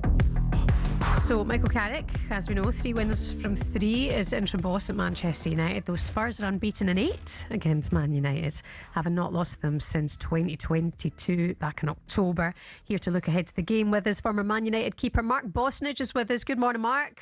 Hi, Mark. Good morning, Shab. Good morning, Cass. How you doing? You okay? Very good, thank you. How are you two going? Yeah, we're great. Look, tell us, Mark, on this game, because I said earlier to Shebahn on the show, I said, look, Michael Carrick has done more in 3 games than Amorim done in a year and a half in some respects. And that may be a bit harsh, but what I've seen is dramatic change at a very short notice that's come in and really made the team look settled. Well, dramatic change, yes, but very simple change. He went automatically to putting players in positions which they were very comfortable in. We all know about the time when nearly everyone and his dog was saying to Ruben Amorim, look, no one's asking you to change your philosophy, but maybe try, tweaking it a little bit every now and then and going to 4 at the back. He kind of did that. He kind of didn't do that. But I think, like I said, dramatic change has been in the results, but the simple change that he's made, he's basically put players in position where they're comfortable. We don't know exactly what's going on behind the scenes, but he's obviously released them in terms of from a mental perspective. And the results have been fantastic ever since. I mean, there's still obviously a long way to go. There's 14 games to go, but they're in a great position now in 4th place. And if they happen to make the Champions League after the turmoil of the season in terms of losing a manager, that's a wonderful achievement. Yeah, and look, they were 3 games ago, or 3 Premier League victories back to back. They were mid-table. So, yeah. Well, that position in the table, as we know, between all those teams is very close and is going to be very, very close. They were never really out of range, but if you looked at it at that time, there was very few people who would looked at it. Even the most loyal and ardent, biggest Manchester United supporters sort of thought, I can really see Manchester United qualifying for that Champions League. It didn't look that way. No. After the last 2 games, it really does look that way. And of course, as we know, because of the coefficients, because the English team's doing so well in Europe, it should go down to 5th place again. But there will be an almighty battle there between Manchester United, Chelsea and Liverpool, in my opinion, on who will get 4th and 5th place. I believe the whole 3 teams are too far behind to contemplate a real tilt at the title. And you have to say, out of those 3 teams, Manchester United have got the advantage of not having to play in midweek. Yeah, and look, Mark, I said dramatic change. I meant as in points, but also I'd add in Brian Mbeumo playing central, and Sesko's come off the bench. He's got goals as well, so he's sort of got going for the team and chipping in. But Brian Mbeumo down the middle has been a big change to the sort of dynamic that Manchester United have, because now they've got a guy that relentlessly runs, chases everything, runs on the shoulders of defenders, and has been scoring goals. Well, Cass, you've been in that dressing room situation as well, where if you're doing bad, it can be infectious. The whole team can start doing bad. All of a sudden, people start doing good. There's a positive outlook. It can go throughout the whole team as well. But you make the very, very good point from a tactical perspective about Mbeumo. Having pace down the middle up front is a lot different to having pace out wide. If you have pace out wide, I've seen a lot of quick players out wide find it very difficult, as you very well know, to get into the game if you defend it in the right way. Once you got it down the middle, it kind of naturally forces the other 2 central defenders, all 3, just to go a little bit deeper, even if it's 5 or 10 meters, just to make sure that they don't get beaten over the top, because they're really fearful about that. And what does that do? That opens up the space for the rest of the team to play in. And when you've got players like Bruno Fernandes who rely on that time and space to be able to do their damage, and he's playing in that right position, it makes a huge difference. And also, you wouldn't have known it if you watched the whole 3 games, but those whole 3 games that they've had against City, Arsenal and Fulham last week, the whole 3 games they've been outpossessed, but it wouldn't look that way it doesn't feel like that at all. Yeah, 100%. They've been compact, Shabs. They've basically shunted teams into positions where they know that they're comfortable closing down, and also trying to play to their own strengths and also exploit the other team's weakness. Like I said, the late Johan Cruyff used to say it all the time, right? Football is a very simple game, but it's hard to play simple. Yeah. Mark Bosnich, as ever, thank you so much for your time. We'll leave you on that note. Former United keeper Mark Bosnich there. That's all from us. Don't forget, live here 12:30 today, Manchester United host Spurs. Cass, have a good day. Enjoy your Bad Bunny album on the way home. On the way next, it's the warm-up here on talkSPORT with Max Rushton and Charlie Baker. Enjoy.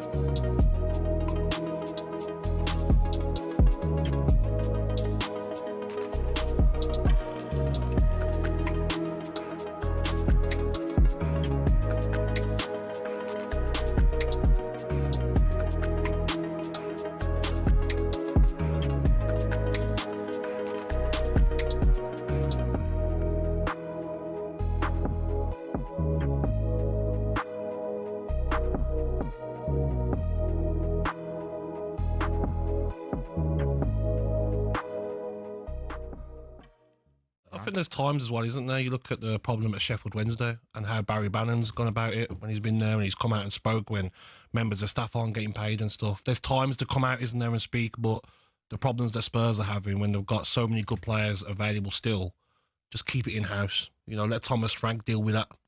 Yeah, for sure. Because Thomas Frank has obviously been asked about it. He was quite diplomatic in public. In private, would he have been fuming with his captain, you think? I think so, yeah. I think he would have been fuming. Does he do fuming?